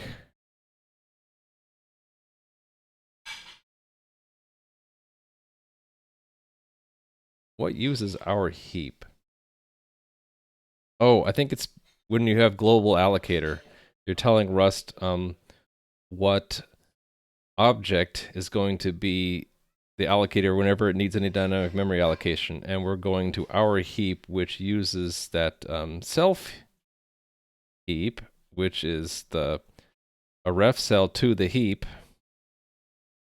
which we initialized inside of here. I have a mouse dead zone again. Probably because of the weird freeze we had. Oh, it's here anyway. I forget why I had to have critical sections, but I think that's to enforce Rust safety. But yeah.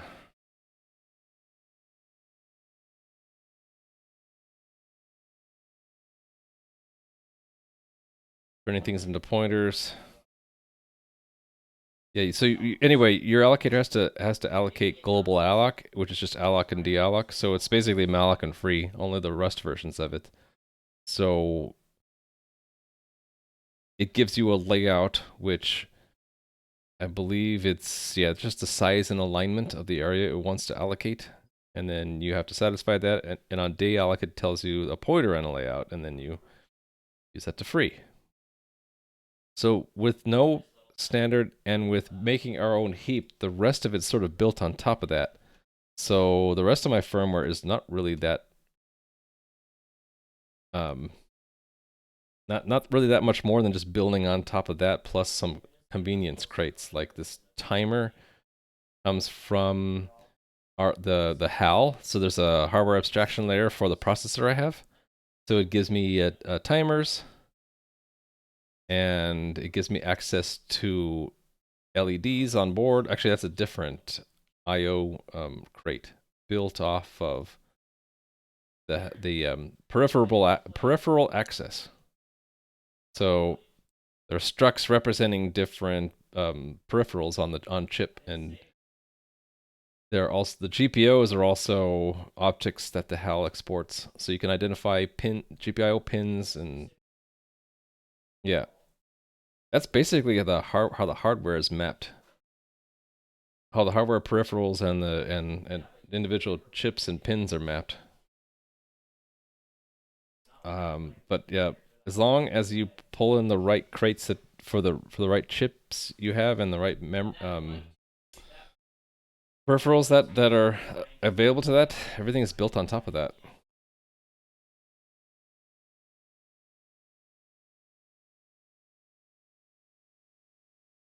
So like updating an LED is basically calling set color on a controller, and that's just writing to a peripheral I/O crate that I didn't have to write. So I just say, hey, my pixel is available through, here's the hardware mapping of my pixel, pixel LED, a NeoPixel LED, and I just want to write a color to it with a certain brightness. So I guess that's the trick, is no standard, make your own heap, and then either have or make hardware abstraction layer and peripheral access libraries for the hardware. And so the firmware itself is focused on what we're doing with the chip, not the chip itself. We let other crates handle the chip description and all that. I'm gonna reboot this because I think the VM is unstable after me having to kill it and zoom it.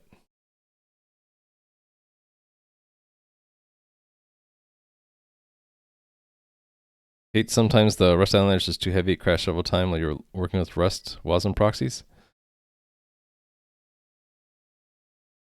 For me, the unstable stuff recently has been parallels, and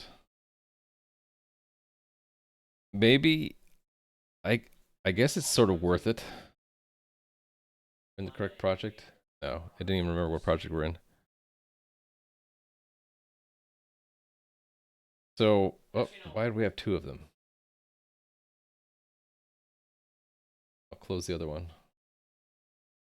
So I'm in a VM, so it's a little bit unstable, but it allows me to prevent leaking private information on stream. So I guess that's what justifies having somewhat of this extra layer that's somewhat unstable.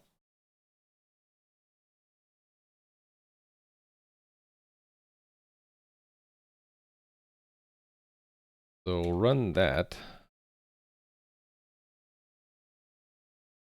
Actually, I can just run that in one job and then go to examples and then run that. Okay, yeah. I was in the middle of editing, that's why we can't build it. Yeah, if you're just joining, you're wondering what I'm doing, here's the programmable parser. We put in an animated GIF, and it has its own language and its own compiler. So you can describe a format in the language. So I have a description for GIF, and it could parse out all of the animation frames of the GIF. And digging into one of them, here's one of the images, and I wanted to make a viewer for that. So That's what I've been working on, and I don't have a running version of the viewer yet, but you can imagine it'll show you one image out that we've decoded out of the GIF. As soon as I get this compiling again, you'll see what I mean. Right, because I'm trying to combine things to use vectors instead of dealing with x and y separate, so that's why this is a problem, right? I think what we're saying is you don't need display x and y anymore, so that's just dot x and dot y. Dot x and dot y. I'm making incremental changes to deal with these in vectors and not coordinates, but it's not all complete yet.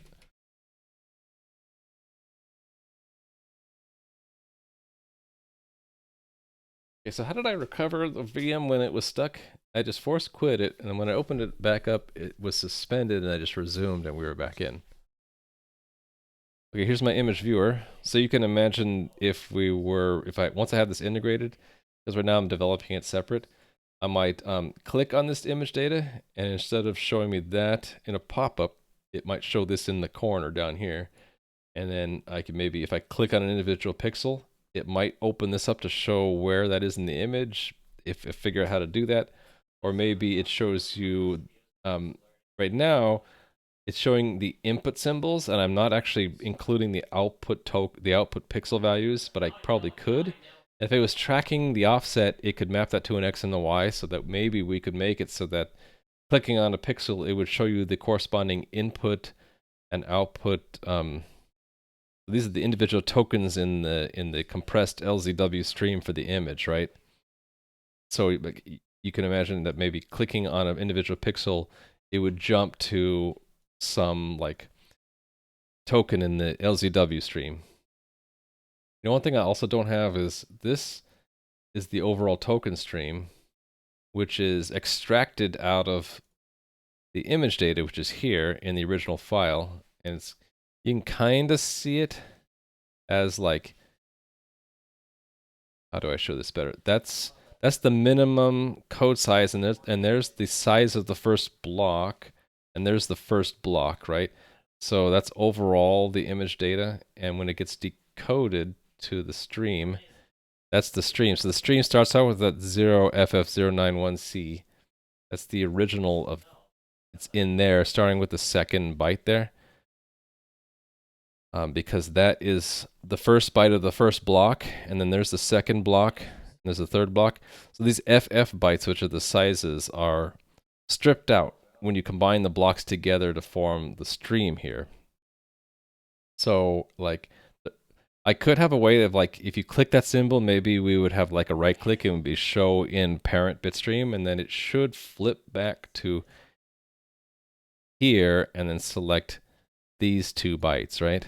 Though that's the equivalent of that. These 2, right? So I don't have that yet, but that would be really cool, because then conceptually we can go all the way back from an individual pixel to the bytes, the encoded bytes that correspond to that pixel. It gets a little murky when you're decoding GIF, which is run length encoded, sort of, that an individual pixel might be one of many pixels that came from one symbol. So like, once you get down here, when you have these large numbers, that means that there was a longer string of pixels. So those 2 bytes probably correspond to many pixels, like a whole line of pixels. So we don't even know how big it is because I'm not showing it here. Then it's not really one-to-one mapping anymore. Maybe if the other way would be you click on this symbol, and maybe it would show you in the image the range of pixels that corresponds to. Anyway, these are all sort of off-the-wall speculative things I might do. But today I'm basically focusing on the user interface here. So I'm working on, hold down Shift and you get a little magnifier. And I wanted to, like, I could just show you the to-do list. I want to draw the ruler marks and measures. I want to be able to zoom in. I want to be able to zoom out. Mouse wheel to zoom in and out. And I want to left click and drag to be dragging the visible region. Right now, the entire image is always in the visible region. If you make the window bigger, it just it just makes the image bigger, right? So an alternative would be like if I just wanted to focus on the eye and zoom in that part, I can't do that right now. The closest I can do is I can pop the 5x5 magnifier up. Let's say I wanted this 30x30 region to fill here. I don't have that yet, so that's what I'm working on. Before I get there, though, I wanted to clean up the code a tad. So let's get back to that. There was a lot of code that just did the X and then that did the Y like this that I think I can just clean up. I think this just becomes this clamped one is already a vec, so we can just take clamped and add, yeah. Can't I just do, take the clamp value, add a spec to splat. Splat, what it does is it just takes this number and splats it across the whole vector. So splat 0.5 becomes 0.5 comma 0.5. And then that is just divided by self size.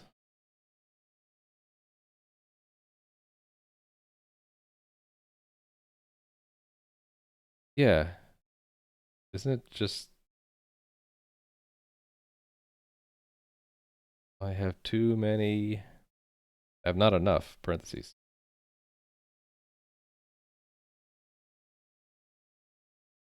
And then the to-do is as ugly as the fact that I had to do a two pos two. Because we're turning a vector back into a position to calculate the center. Probably can't get much better than that, though.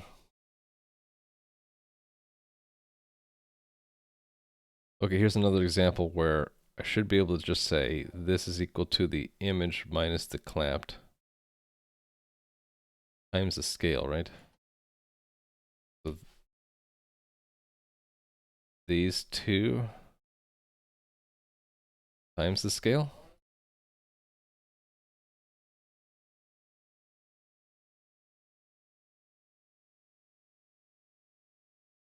Now I need cursor, row, and column to be separate. Actually, I don't really need the new sec. I just call it cursor, and I can calculate the left, the x and the y together, right? The cursor, say cursor, is position minus top, left top, divided by image scaling, minus vec to splat 0.5 max vec to splat 0 round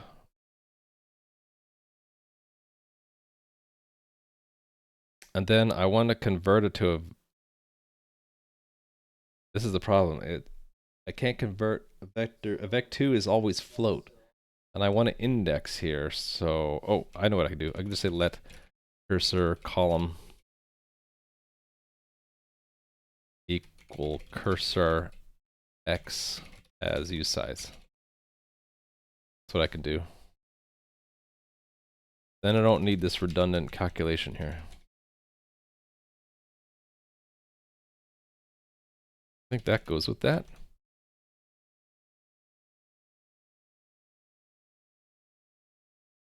Truncation.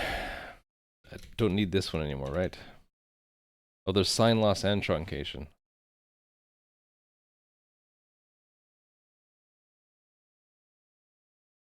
Does that mean I don't need these two? I don't need those two. Good morning from Germany. Hey there, Extreme. How are you today? It's good evening for me and good morning for you. Oh, this should be Y, right? Before I get too far, I should make sure that this still works.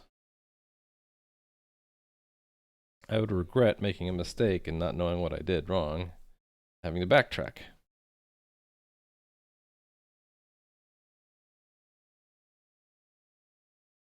Still works. Look at that.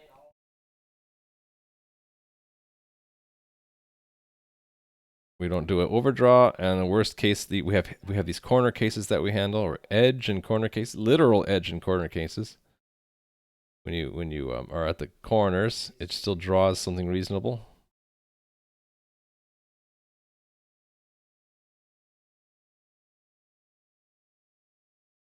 All right, we didn't break anything. Hello, kitty. The kitty over there, hoping that'll open the blinds so you can see out the window. I don't have the controller though for the blinds. Sorry, you're just gonna have to imagine that you can see out the window there.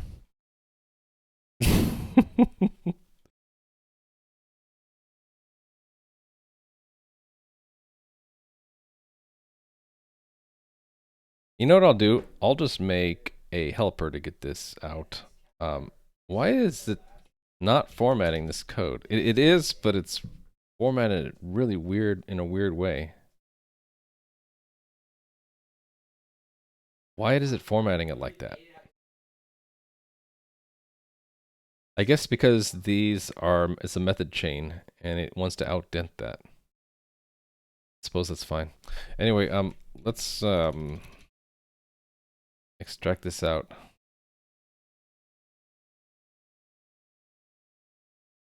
Fun name. What are we doing? Vec2 to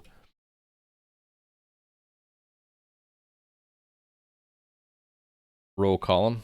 Column row.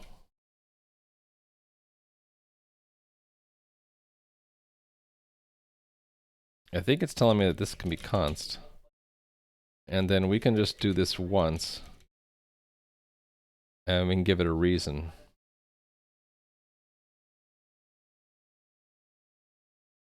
Okay, the sign loss reason is...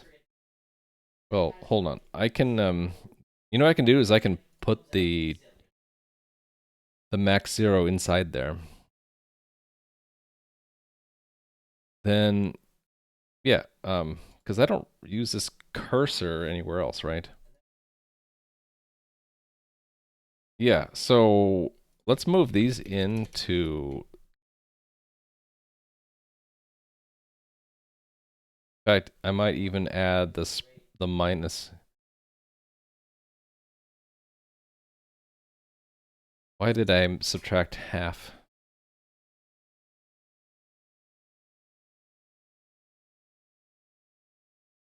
Oh, that's because by default when you the coordinate screen coordinates, we're converting it to we want the middle of the cursor. We want to round to the middle of the cursor, not to the boundary between the middle of the pixel, not the boundary of the pixel.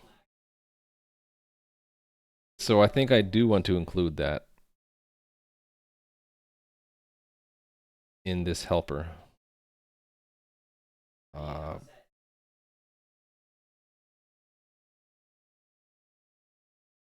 Yeah, so we subtract and then take max and then splat it. And that's all, that should all be put into here. So let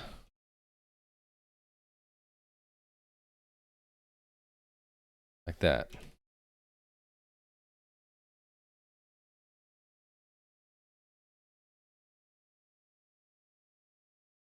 Can't const anymore because we're doing calculation. All right, so since we moved all that ugliness in, this actually is cleaner now. In fact, I can build this directly into here because the name really doesn't help anyway. Now cursor column row is vec2 to column row, right?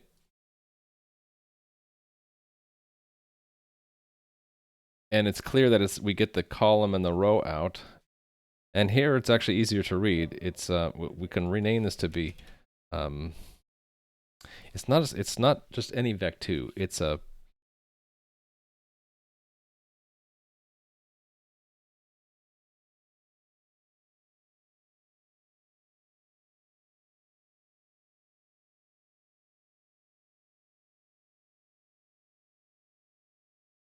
became a vec2 because we divided by image scaling, right?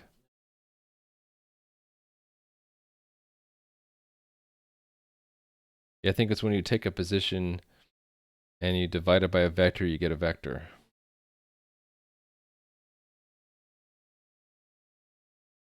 Okay, vec2 is actually, that type is very specific.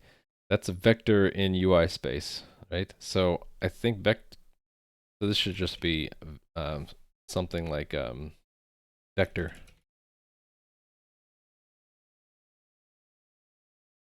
And then we can just call this column.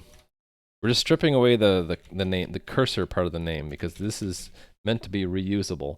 So we get some vector, vec2, and we're going to center it. And then this part, the fact that we're doing this is why we can cast away the sign, because we cast away the sign because vector is clamped at 0. And 0 to clamped to, that's sufficient, right? Clamped to 0. ...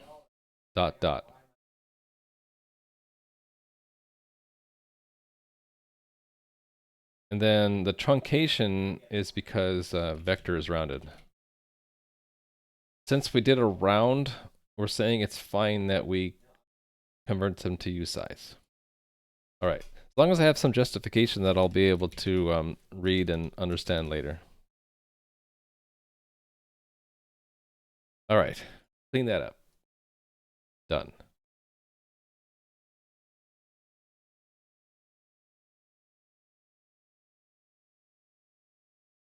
Okay, so everything now should be like handling the vectors. Oh, here's one that's not. This is already a position, right? The vector. So I can just say this is magnifier center display to pos 2.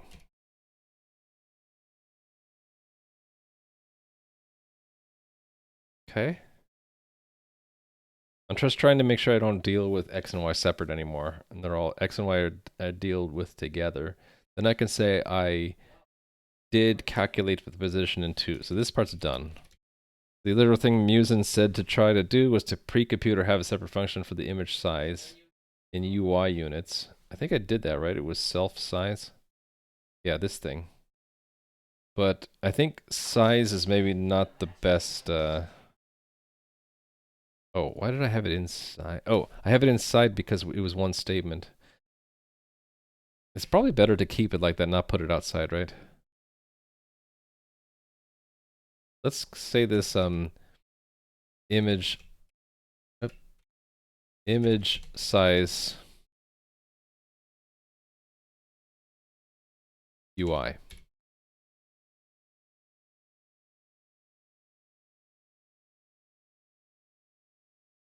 So I'm using the term UI to describe like in display coordinates. Do I want to say image size display? Oh, it's not display coordinates though. It is if it's not scaled. So maybe a better name would be UI unscaled.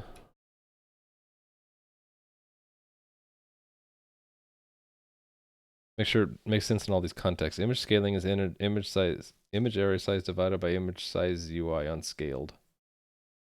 Well, inner area size divided by image size UI unscaled is the image scaling. Right?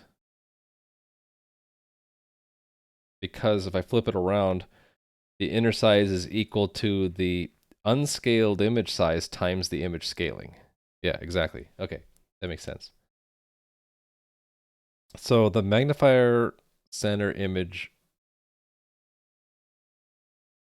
the magnifier center in the image is, we clamp it to the overlap, at least the overlap, at most the unscaled image size minus the overlap plus 1. Yeah, that makes sense to me.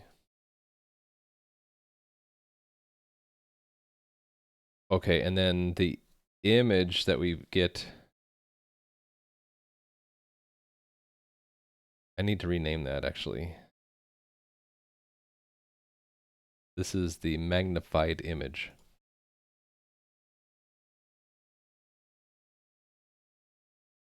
The magnified image is we take the texture, pull it in as an image, and we apply UV coordinates. The magnifier center image clamped plus 0.5 divided by the scale, the size unscaled. And that's to turn it back into, oh, this is the maximum. So this is getting you, this is turning it from image, image coordinates to 0 to 1, so to UV coordinates, right? And then that's the center, and then the size is just the number of pixels divided by the size. So that, yeah, okay, that makes sense.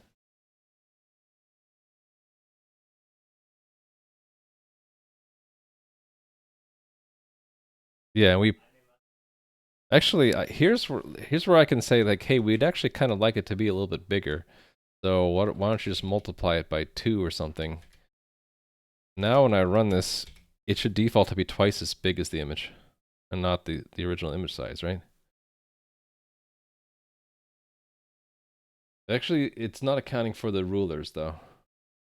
So it's not exactly twice.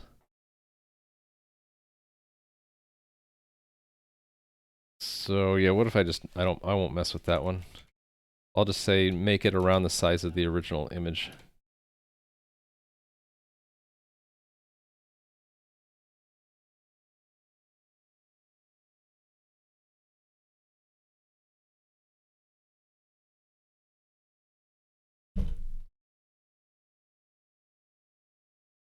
Why is it making it bigger? That's more than 111 pixels, isn't it? Maybe not. The actual image size is there. Actually, this is even scaled up, right?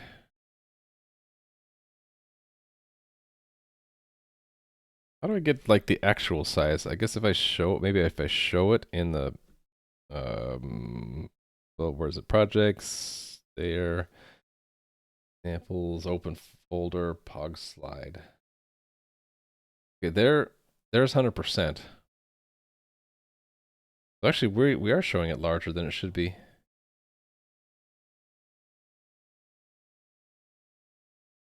So I must have some other code that's like multiplying by 2 or something. I should try to find that. Oh wait, I think I know why. I think I had this hard coded right now, rather than using this size like I should be.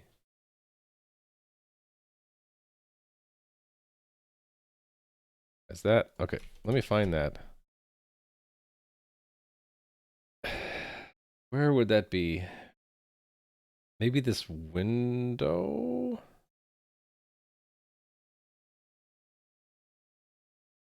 In bridge source window host? No,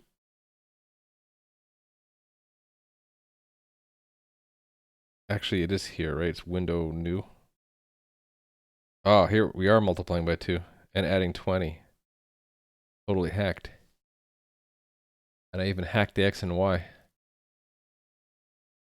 That size is coming from the preferred size, right? Yeah. So we're taking the preferred size, multiplying by 2 and adding 20. So this is only when it's shown inside the bridge window host. The 20 was because I had widget host. Or was it widget? One of these. Oh, maybe it was window. Window in the draw, right? We have a margin of 10. So 10 on all sides is a total of 20. I think I should just clean this up while I'm at it. This is the number of pixels of to pad each side of the widget, the window. Widget padding.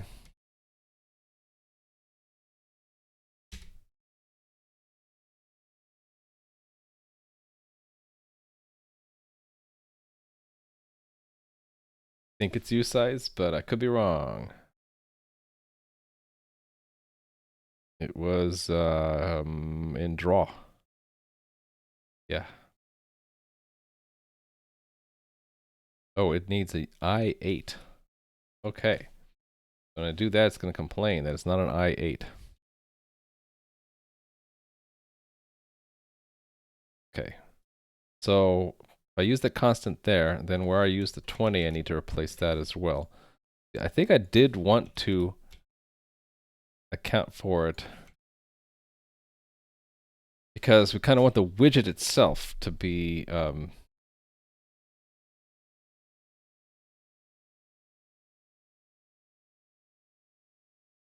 to be its desired size, right?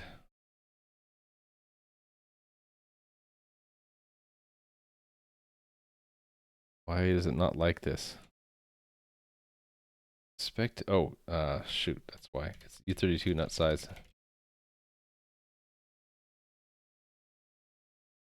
So I really should get rid of this multiply by 2. If I did this right now, it should make it precisely a scale factor of 1.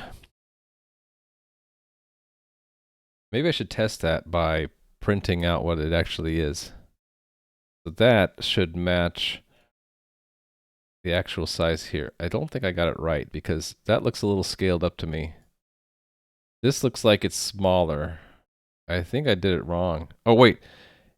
Including the ruler. Okay, so when its preferred size needs to include the ruler size, right? Yeah, I think that's why. Okay.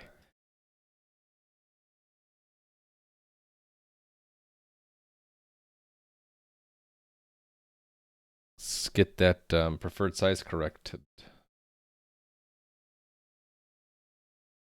So I have constants for ruler, width, and height. I need to include that, right? Right. That's the vertical ruler's width. So that we add the width to, yeah, so preferred size needs to include that. So where is preferred size? Here it is. So we need to add vec to new that as F32 and then ruler height F32. Well, they're already F32s. Okay.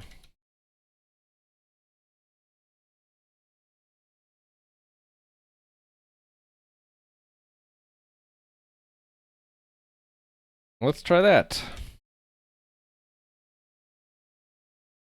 So again, the goal is to not that one. I want the image viewer to have the image unscaled.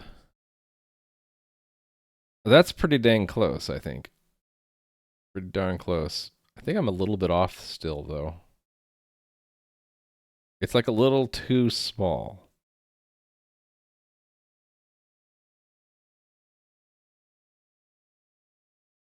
But actually, that might be because the animation frame is smaller than the logical image size. I need to compare that and see. So going all the way back out, the logical screen size is 112. No, it's the same, 112 by 112, right? The actual image size was also 112 by 112.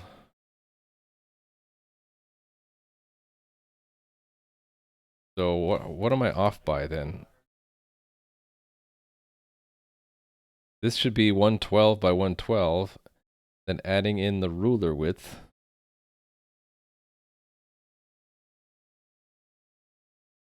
So I do reserve that much space horizontally, and vertically I reserve that much height. Could it be? This is called from draw, and that's we can't see around that because that is a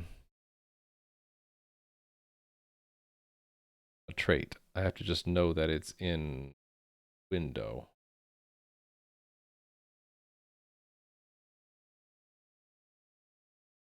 Oh, maybe it might be that, no, that's with inner size, so this should be right. I'm accounting for the padding there.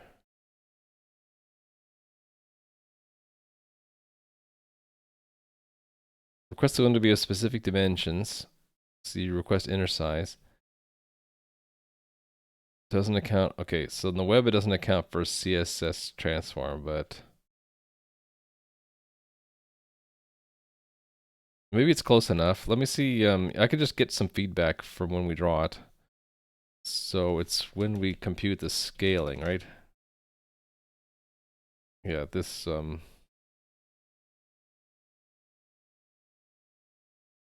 call hierarchy. This thing. Yeah, we can just print that.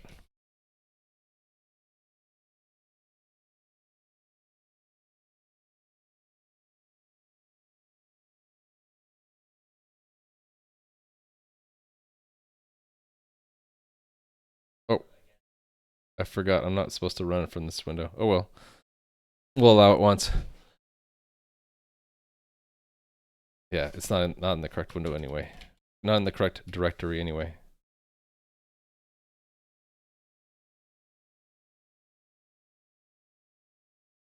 Okay, it is a little bit off. 0.92857114.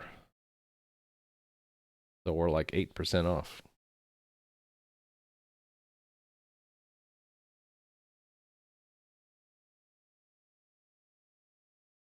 I wonder if it's because there's like the width of the ruler edge that I'm not including.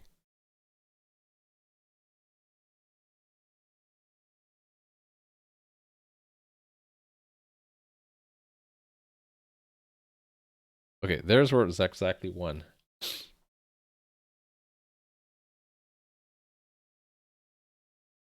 Oh, I gotta wind down soon. You know, the last couple of streams have taught me that I really am too ambitious in my planning. I think I'm getting less done than I plan to get done. Oh, right. I was gonna look to see if we're counting in the width of the ruler somewhere here. Not the width of the ruler, but the line width.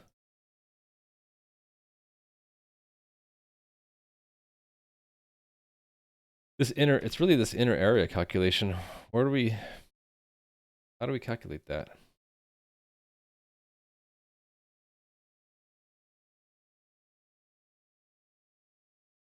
Get image and draw an image area?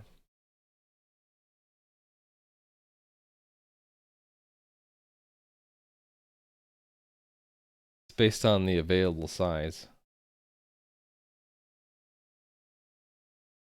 Should I just print that?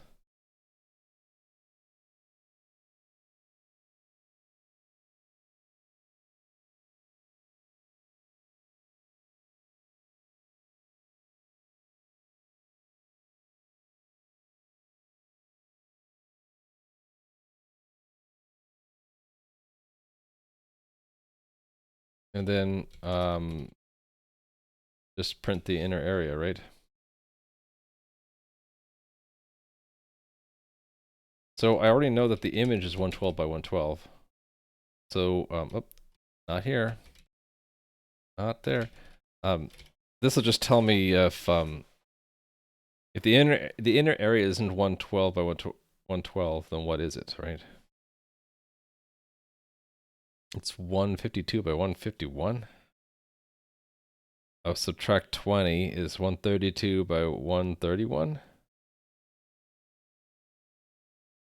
Oh, no, that's the left, top left, bottom right. So, okay, so the vertical size is correct, but the horizontal size isn't.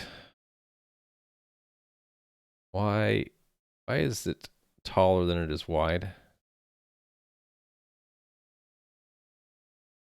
It's not wide enough. We're 8 pixels off in the width somehow.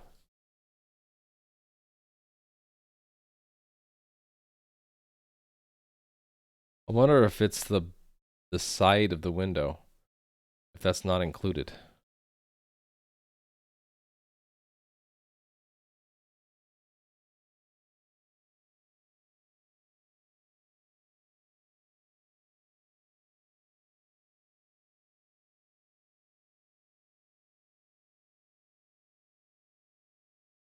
Yeah, we're 8 pixels off somehow.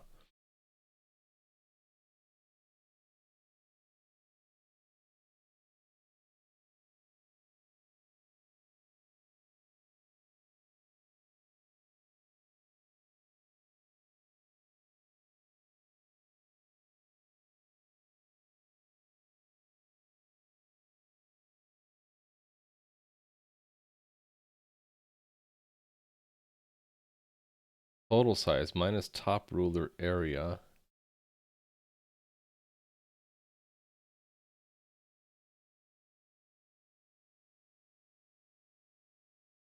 Shouldn't this just be UI available size height?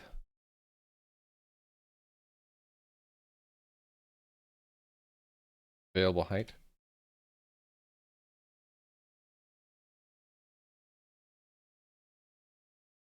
That's a better way to express that. Like, why am I calculating it there when it should have already calculated it for me? Oh, that's even worse. I totally screwed that up.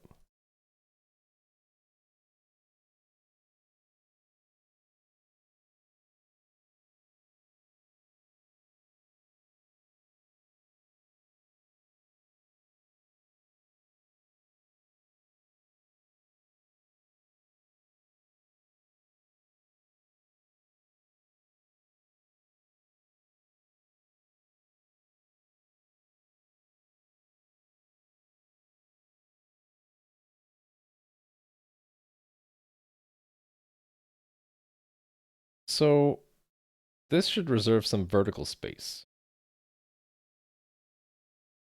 You want to call UI available size again. Shouldn't it give me the original UI available size? Which is that, the height? Oh, this might be the reason why it's off. Maybe? No, this is a vec. This is not a rectangle. So that is the height. Minus the top ruler area height. That's, yeah, why isn't it UI.available height?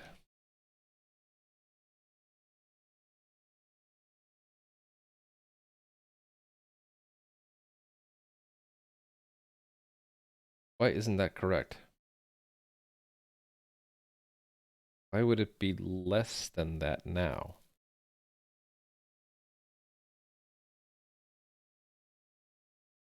I wonder if it's because we're inside that horizontal. Maybe I need to calculate it here. That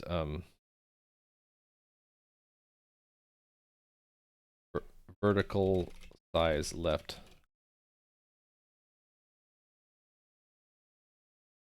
That there.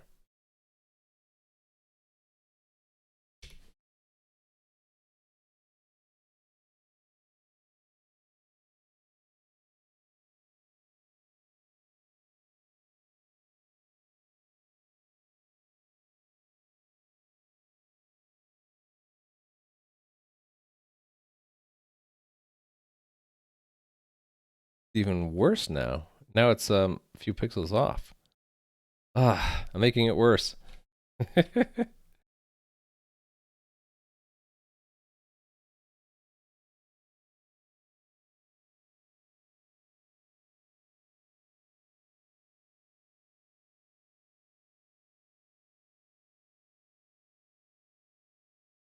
So vertical space is correct. I don't know why. This is better than what I had before. I don't know why.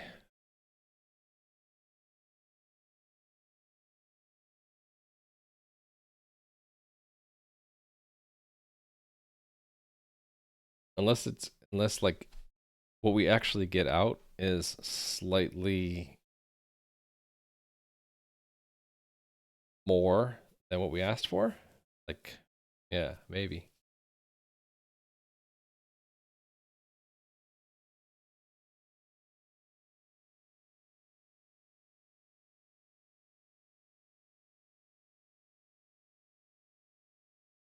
You reinvented HTTPS without the need for root certificates. Without the need for root certificates. Well, HTTPS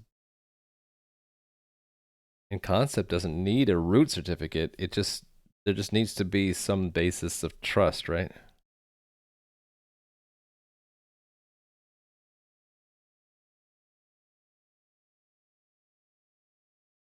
Is that what you mean? What you mean by bootstrap is to establish a basis of trust? Hey there, Phil Powers, and hey there, Tinspin.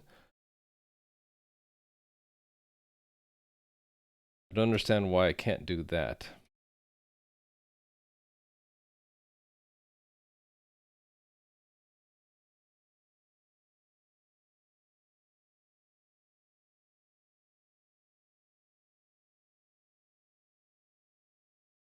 Maybe I just, whoa.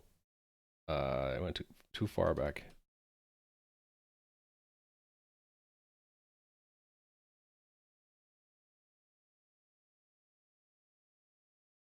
Okay, I'll just leave it like that and try to figure out what's wrong with the horizontal here.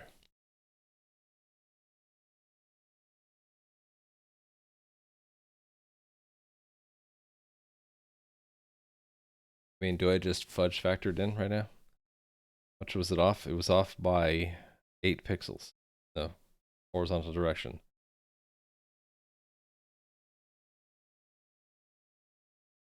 So do I just add 8 here? I mean, that's a total fudge factor, right? What's the units? F32. This seems wrong to me. That seems to be what I'm off by.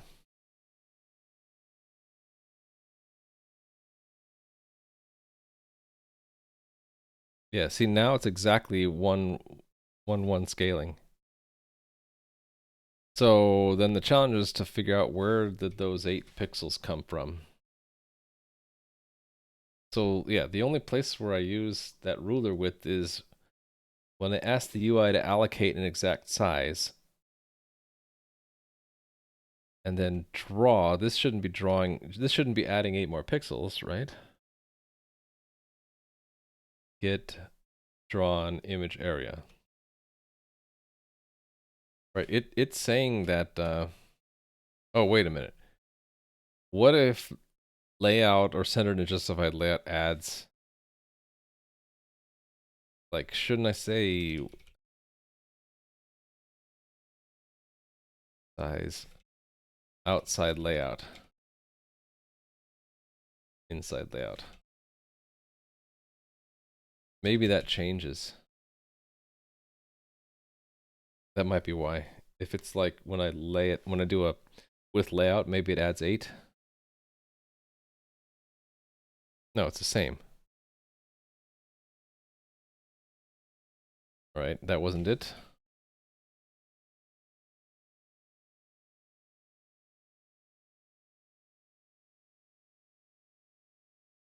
So it's already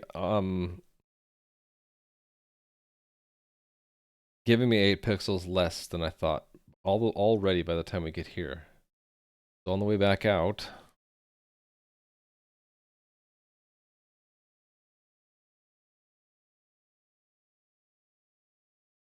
just print this.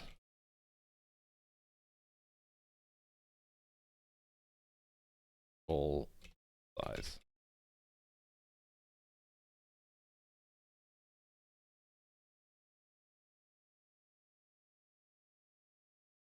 Well, I'm just being picky here. Yes, without third-party trust. Yeah, that's what I thought. That's what I thought you meant. Okay, so that's interesting. So it goes from 142 down to 112. That's 30. I think that's what I set for the ruler height. But it goes from 150 down to 112. So that's 38. So yeah, who stole my 8 pixels? That's what I want to find out.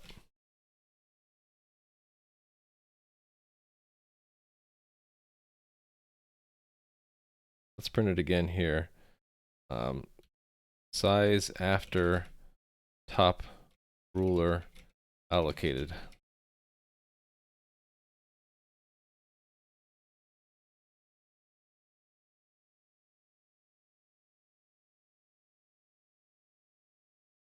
And let's print it again when we are in the horizontal.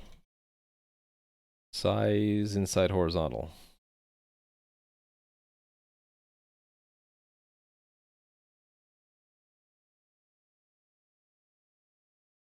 We're just printing all the things right now.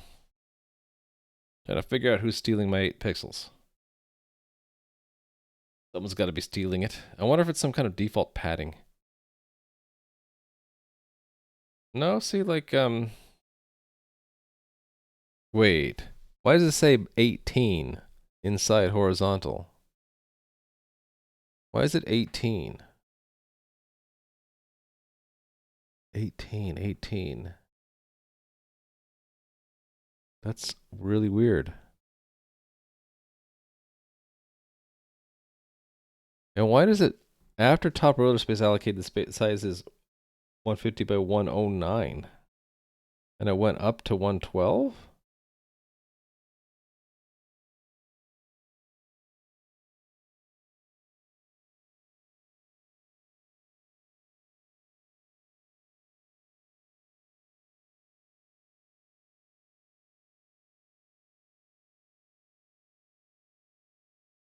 This makes no sense to me. No sense at all.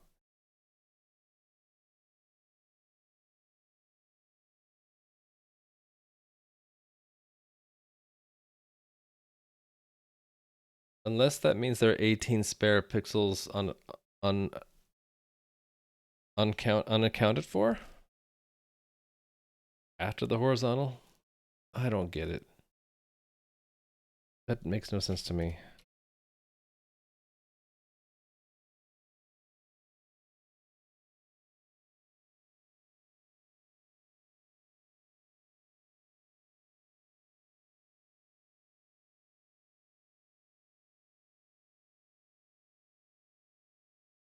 After left allocate.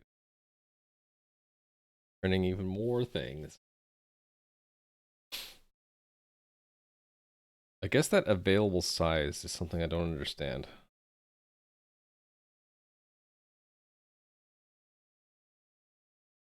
Yeah, I just don't get it. So before we allocate space for the left ruler, we get like 150 by 118. Or 150 by 18. Don't get that at all. And how did the vertical space go up by 3 pixels? I guess I just don't trust these two. I don't trust those numbers. This one's correct. That's what we get.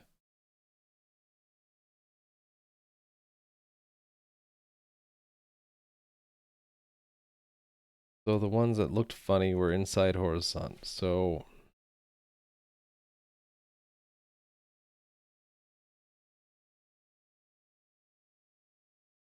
space available at the moment, given the current cursor, is how much space we can take up without overflowing our parent. Shrinks as widgets allocate space and the cursor moves. A small size distributor is as little possible. Infinite size distributor as much as you want.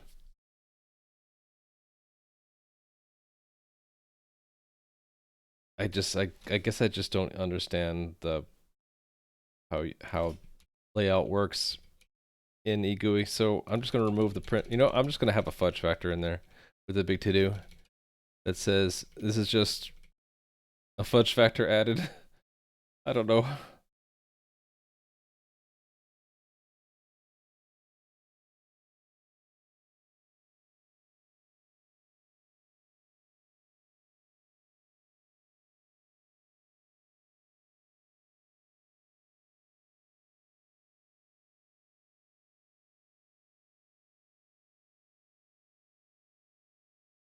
Make sure that that's correct still. That it doesn't print out anything else.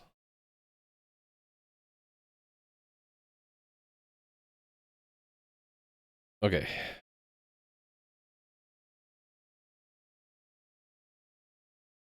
So then where I have a +8 in the code.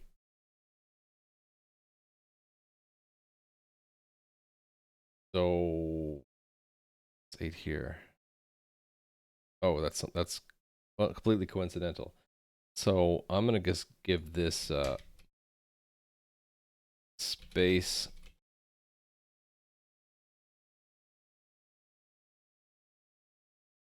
What if we just add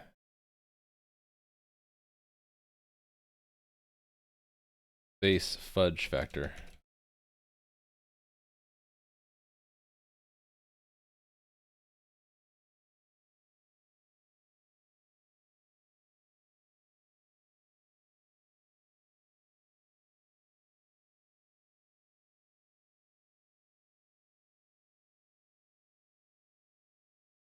Yeah, it lets me do that.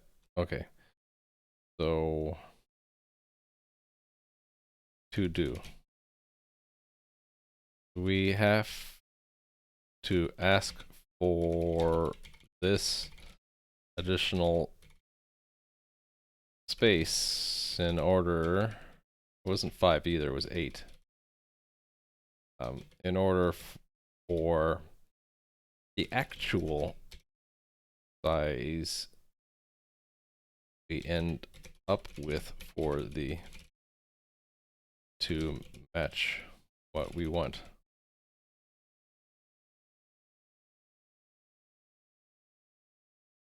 Figure out why we have to ask for this additional space in order for the in order to get the actual size to match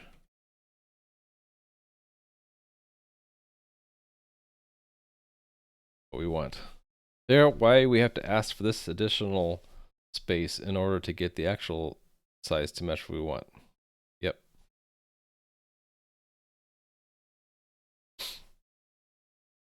And maybe it's Windows system independent, and oh, I'm kind of screwed as it is. Anyway, so running out of time. What else? What else do I want to try to accomplish? So I didn't get to the other to-do items, but I do have the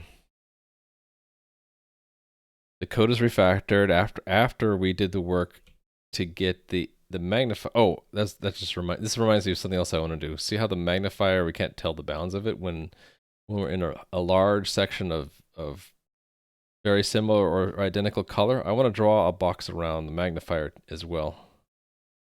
It's easier to see the magnifier when the color contrasts with the background, but not when it doesn't.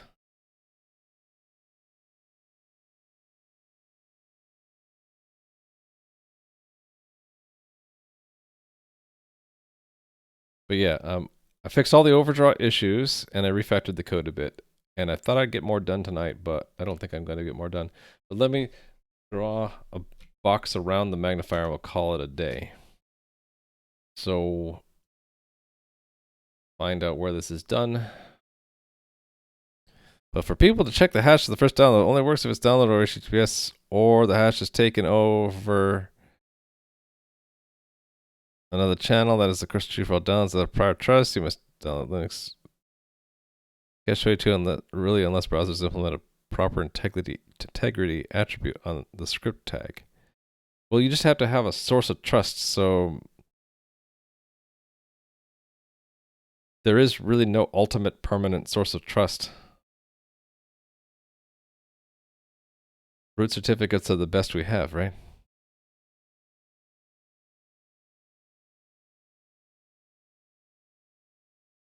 Like,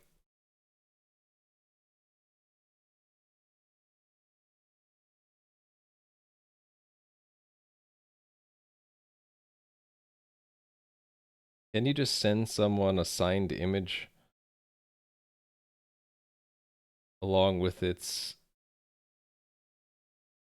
decrypt public key, and that proves that you own the private key, and maybe that's enough. But it doesn't really prove that you are who you say you are. It just proves that you can decrypt something given a yeah. I think you have to have some kind of root trust to start with. Yeah, I don't know how your chat got split up.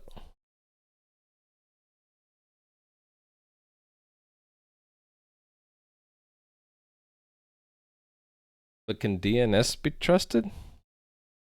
Is there secure DNS?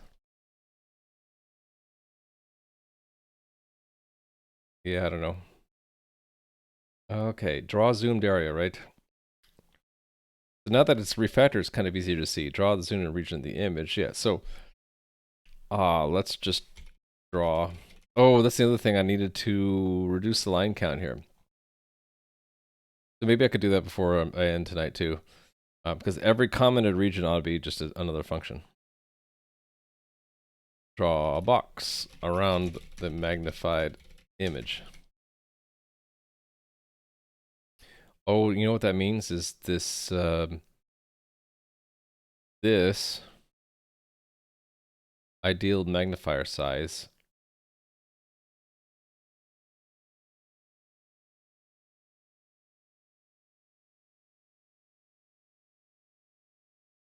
I need to add a little bit to it. Right? Or I need to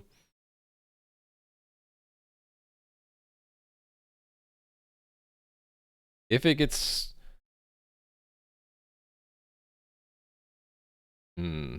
think about this. If it gets scaled down, I want to make it even a little bit smaller, right?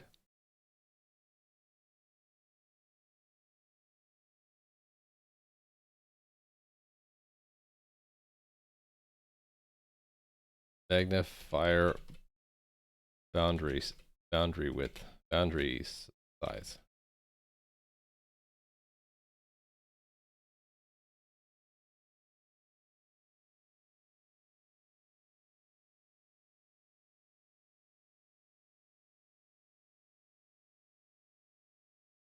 Right. And then also when I do the when I shift it around, where do I do that? Fit within. I want this to be slightly bigger. So it'll be magnifier size plus vec2 splat.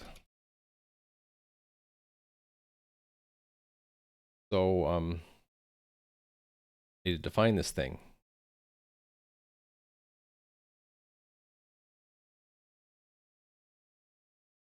Let's make it 2 pixels.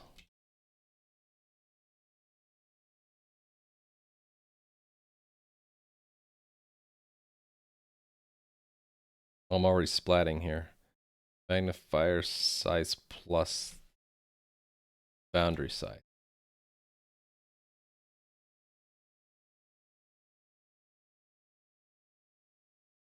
The image viewer is to view a single image. For an animated GIF, I would need to probably just script it. So right now, when this is its interface, right? Is to tell it to draw. I'd probably have to have it feedback like when sorry, I would probably want to wrap this with a higher order widget or a decorator that actually I take that back. Right now when you make a new one of these,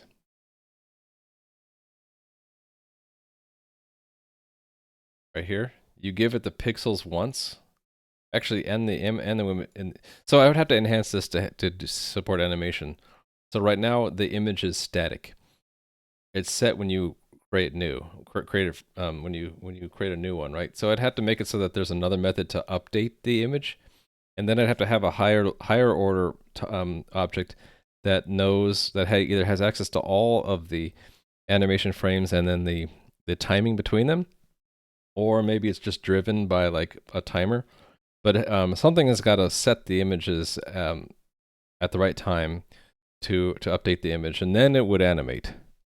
But the reason why I don't really care about that right now is because I'm intending to fit it back in here. If I can just run this,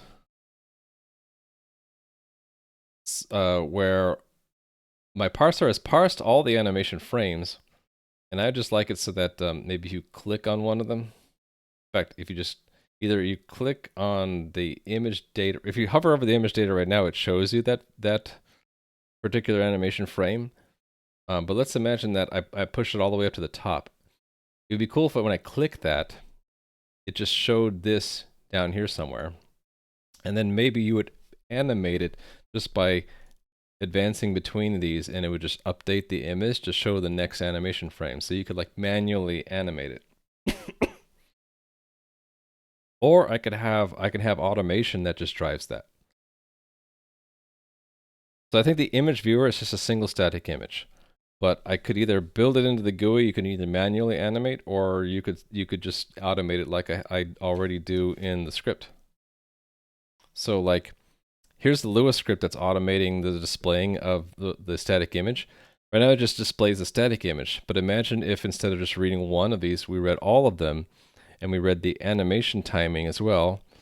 And instead of just doing run loop once, maybe we would, or instead of just directly hosting the image viewer, maybe we built a higher order thing like an animated image viewer, and we gave it all of the images with all the animation timing and told it to run, and then it would show the animated thing.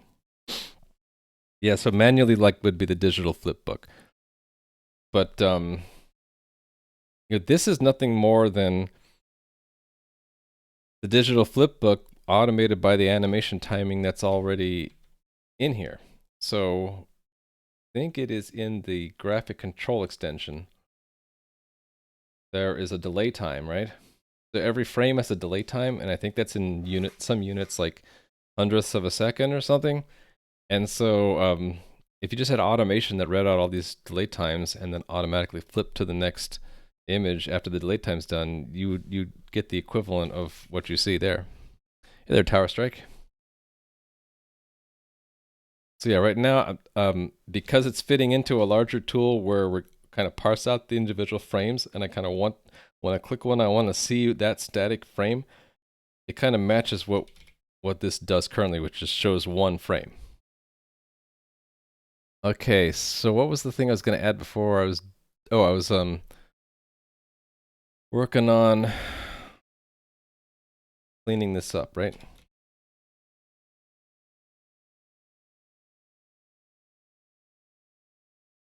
Oh yeah, I was adding the rectangle around it. That's what I was doing. That I was going to make this boundary. So draw a box around it. So that's just UI.painter.rect stroke. The rect is the magnifier area center. So that's, again, it's a rect from center size, and the center is magnifier center. Size is vec2. Splat magnifier size. Actually, we could just use the same rectangle, right? So why don't I just compute it once?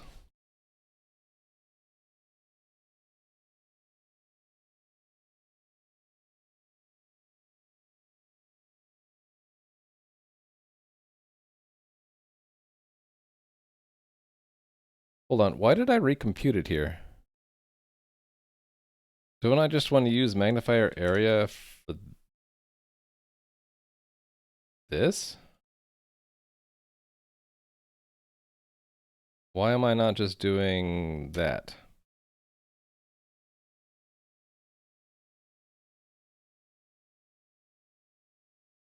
Oh, because I don't want to add the boundary size when I do that. Yeah, okay. But this is okay.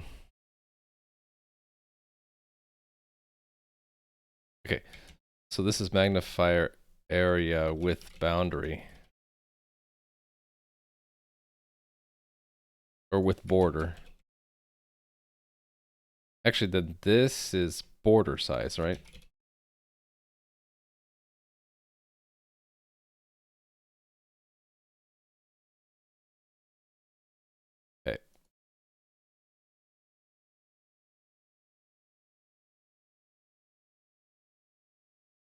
You got about to break the silence of the universe on Twitch? Okay.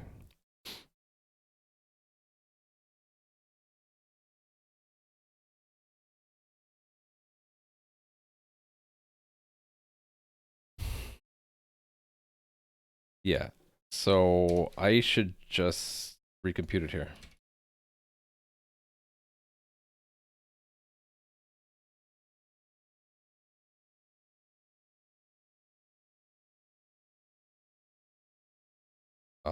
Why did that not re-indent? Because I got errors? Because I got errors. I don't see the errors.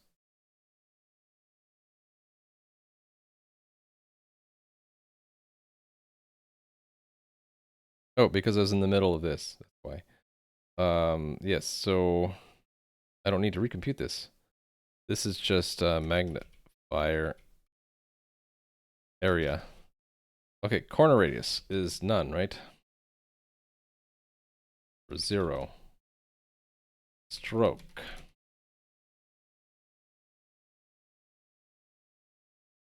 I'm just going to copy from what I did when I did this thing. I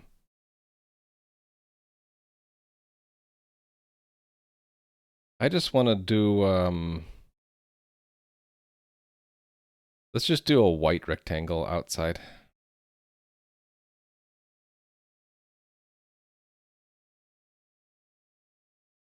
Well, let's just copy this for a sec.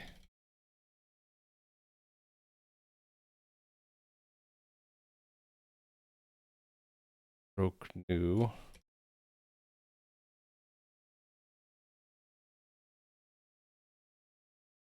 Right.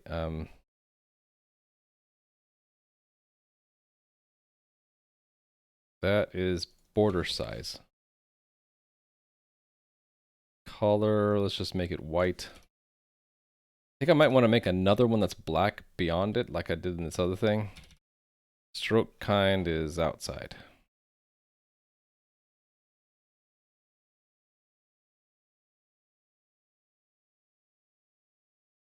Just try that. Is that Herman Miller apron chair? No, I have a cheap chair. The Herman Miller Aeron chair is really expensive. Your stream's sniping me. What does that mean?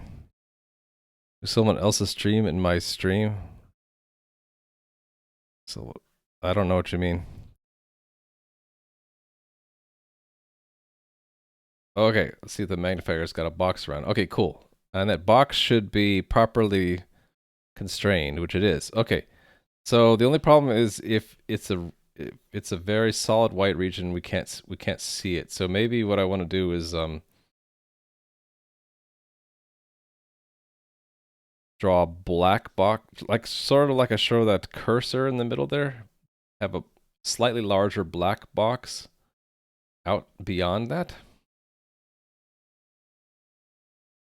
So that means I really have two borders. There's like an inner border and outer border, right? So let's just break it up. Magnifier inner border size and outer border size. Let's make the outer border 1 and the inner border 2, and then we just make this the sum of the two.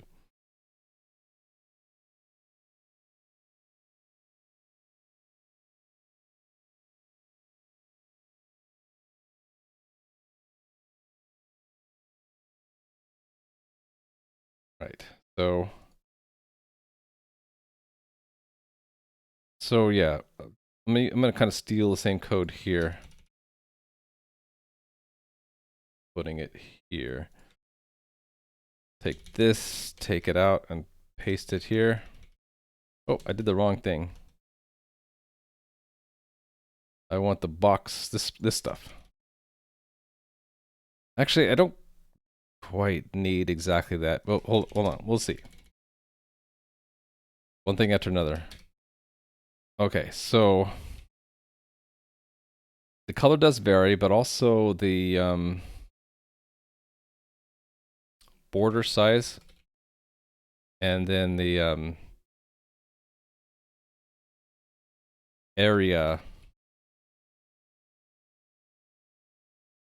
extra area size. So the black one will have the outer.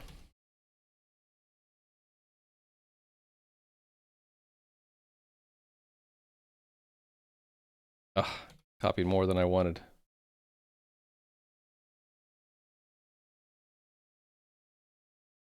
Copy these two and bring them over here so I can copy paste them easier. All right. The border size for the black is the outside size, and then the extra area is the inner. The border size for the inner is that, and the extra is 0.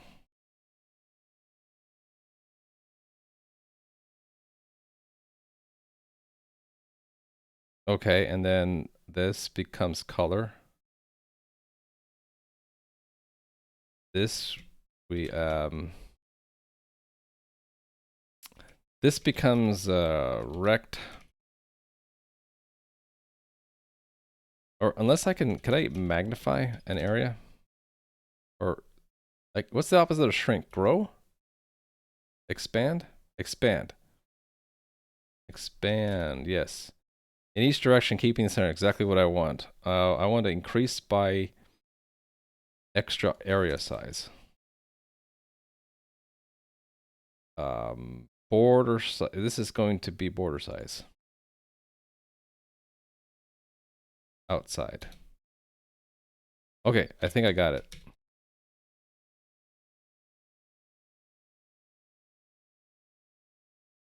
After your stream, you don't actually talk, just watch others. So what, you're retransmitting my my stream? I think Chris is right. You technically need my permission to do that. Yeah, it's sort of bad etiquette, isn't it? To be restreaming someone without their permission.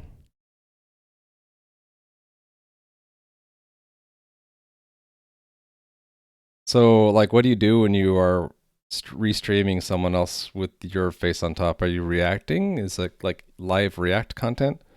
Or is it like a watch party of someone else's stream? Just like to watch. Well, why are you streaming it, though? I guess that's why I'm asking. Why? You're just watching me, but why are you also streaming yourself watching? Not sure if there's an official ruling. It seems kind of weird to me. Half the time you just watch YouTube. I mean, isn't it? I don't know. We're getting in. This is getting kind of this is kind of weird. What do you think, Chris? Yeah, but you're not programming. You're watching me, right? Or are you doing a little bit of both? You're programming while watching me in the background? You're really doing 3 things. I can understand programming and streaming at the same time, because that's what I'm doing, but you're adding a 3rd thing to it. You're mostly programming using me as background noise. Right, so you're doing what I'm doing, plus you have someone else as background noise. People like to watch that? Cool, so I got the border that I wanted, and it should obey the edge rules here. It's actually intruding a little bit. Yeah. I must not be adding in the keep away area.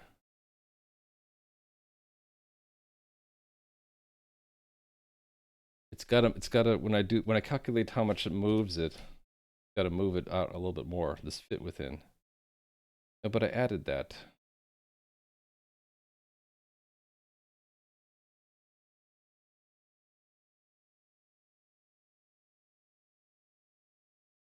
Weird.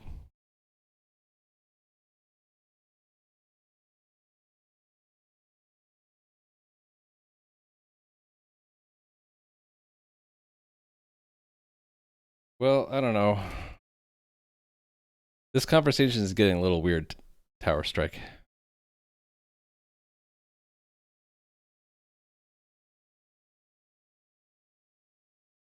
If you're doing it for yourself, then why are you restreaming it? Yeah, let's just drop it. Okay, so the intent with getting the magnifier area with border was to add the border size in each direction. Oh, it has to be ×2 because we're having we want to add the border on both sides. That's the problem. And same here too, right?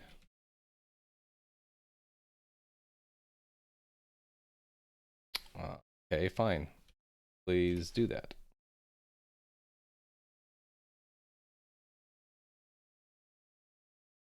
Yeah, I think that's what I intended.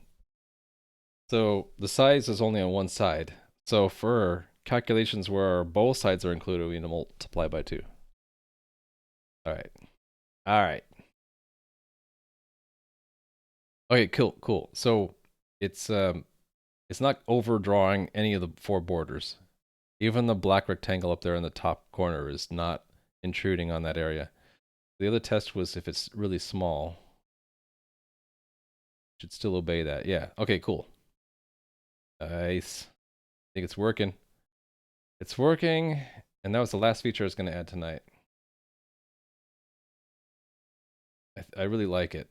It doesn't overdraw. We even moved the text in the corner, true corner case there.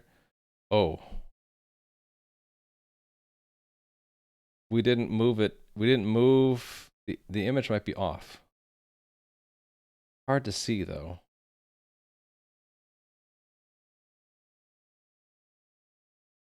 It should have been drawing the border on the outside. So when it moved it where it's a little bit off. I don't really care. It's a little bit off, but is it often the same on every dimension? Yeah. You know, I think it's fine. Good. It's good. We're all good. I like it.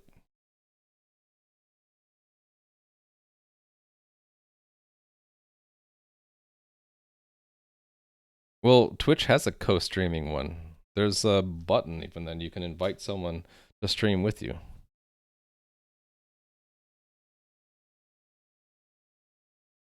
Let me make sure where border size is used. Doing the right thing. It'll be 3.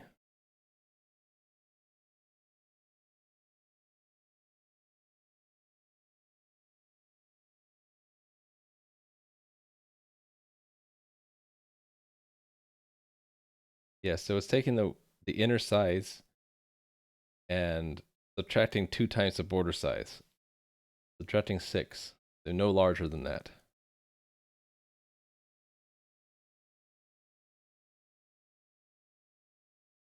And again, the size is adding twice the border. That's right.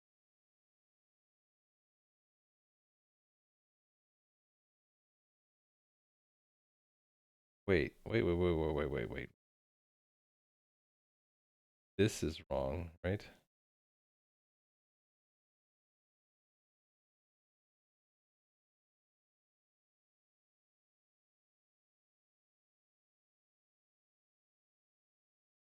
Oh wait, no. This is only when we have to when we have to make it smaller. Ideally, it'll just be ideally it'll be the ideal size. Then we add twice the border to that. Figure out the area with the border. That's why I named it that. Then we find its center, and we then make the actual area the same center with the size without the border. That's what we draw.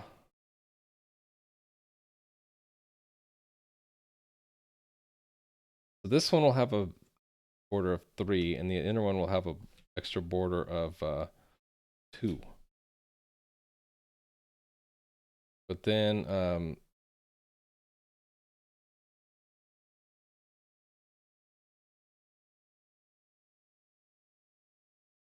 yeah, the center didn't move, right?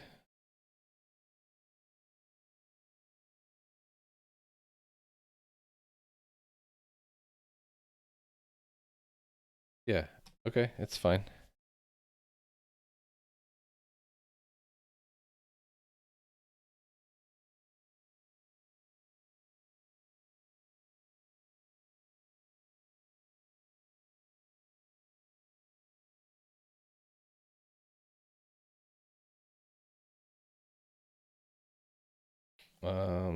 Looking to see if there's anything else. Oh, yeah, there was that one more thing I wanted to do, which was split this up because so this one we already figured out. So we did all of Musen's to-dos. The other one was this is too many lines, right? So I think we're just going to promote all the constants out. Put them there. Can we sort these?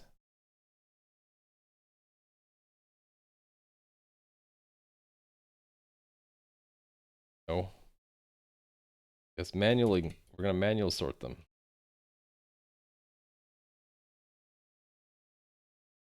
I appreciate that the Rust compiler is smart enough to allow me to reference something I haven't declared yet. Isn't that cool? So I can actually sort these alphabetically and it still works. I appreciate that.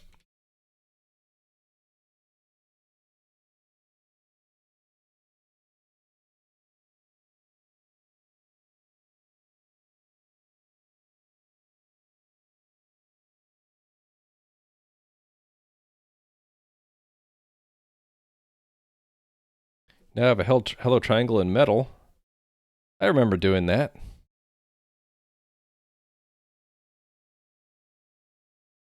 All recorded video on internet is premeditated, so it's fake except live streams. Why premeditated means it's fake?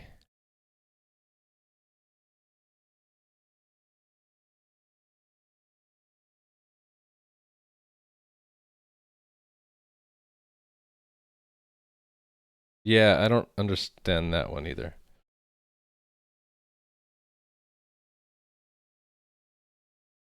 Okay, promoted all the constants out, right? So we still have this huge inner function.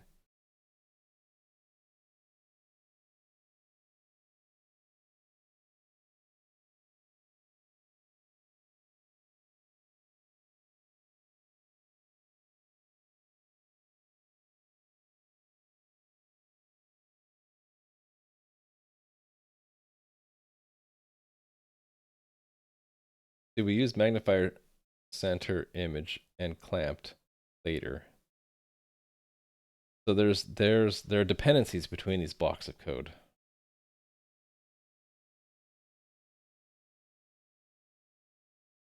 This one though, okay, magnifier scale is out here.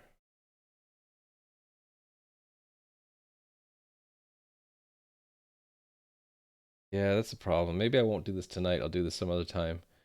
There's there are dependencies between these different sections of code.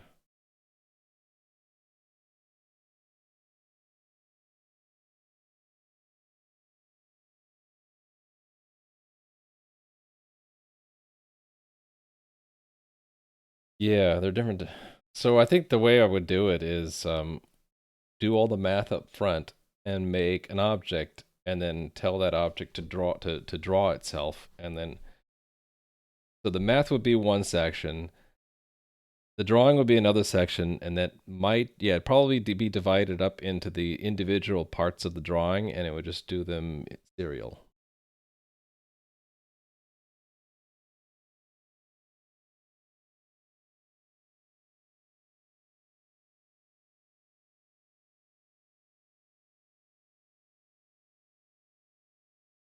You can edit it before you start it. I don't follow. I'm not following the conversation at all. But it might be because it's so late at night. You know, that happens.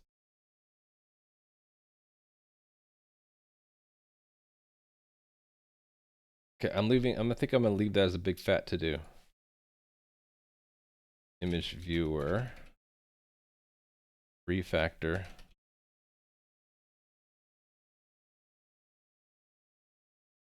Draw zoomed area.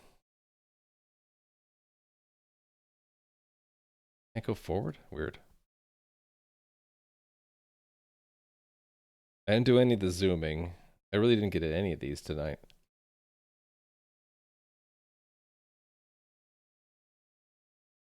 Should I make a to-do and immediately mark it done just to make myself feel better? Because the only thing that really got done that was a new thing was preventing overdraw.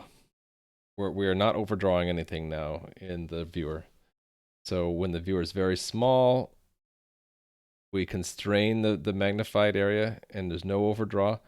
And then when it's larger, we do it normally, unless it gets to a boundary, and there we have two different things we do. So by default, we just clamp the viewer, and we can still move. You see the pixels are still changing inside there, right?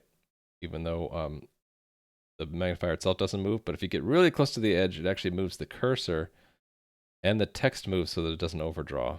So that's really the only thing I can say I did feature-wise. Oh, and I added the border. I added the border, and I solved all the overdraw issues. Still yet to do is the actually magnifying content.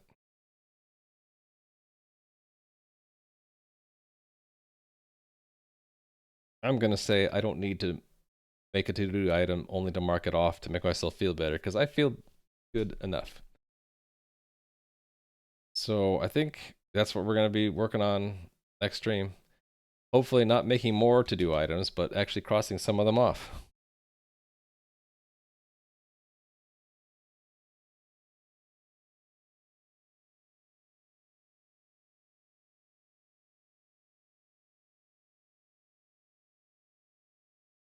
All right, yeah, sorry, for some reason I'm just not following along the conversation. So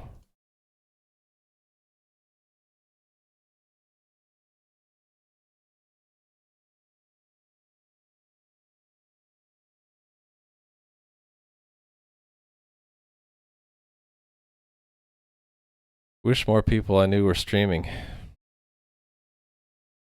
Guess we could, well, I think I'm just going to leave it up to you guys who you would like to watch next. And I will see you guys on Wednesday. All right. When do I start streaming? Around 8 to 9 p.m. Pacific. I think it's going to be Monday, Wednesday, Friday, plus one weekend day. And the weekend day is not settled yet, but generally be earlier in the day, Pacific time. Yeah, I need to keep a balance between not streaming at all and streaming too much. So I think that's going to be the maximum that I do. So what is it, about 3 or so hours, 4 days a week? A lot of hours. Okay, I'm going to go, and please click on another stream. I'll leave it up to you which one you would like to watch, or I could just leave you in silence. But thanks for watching. Bye-bye.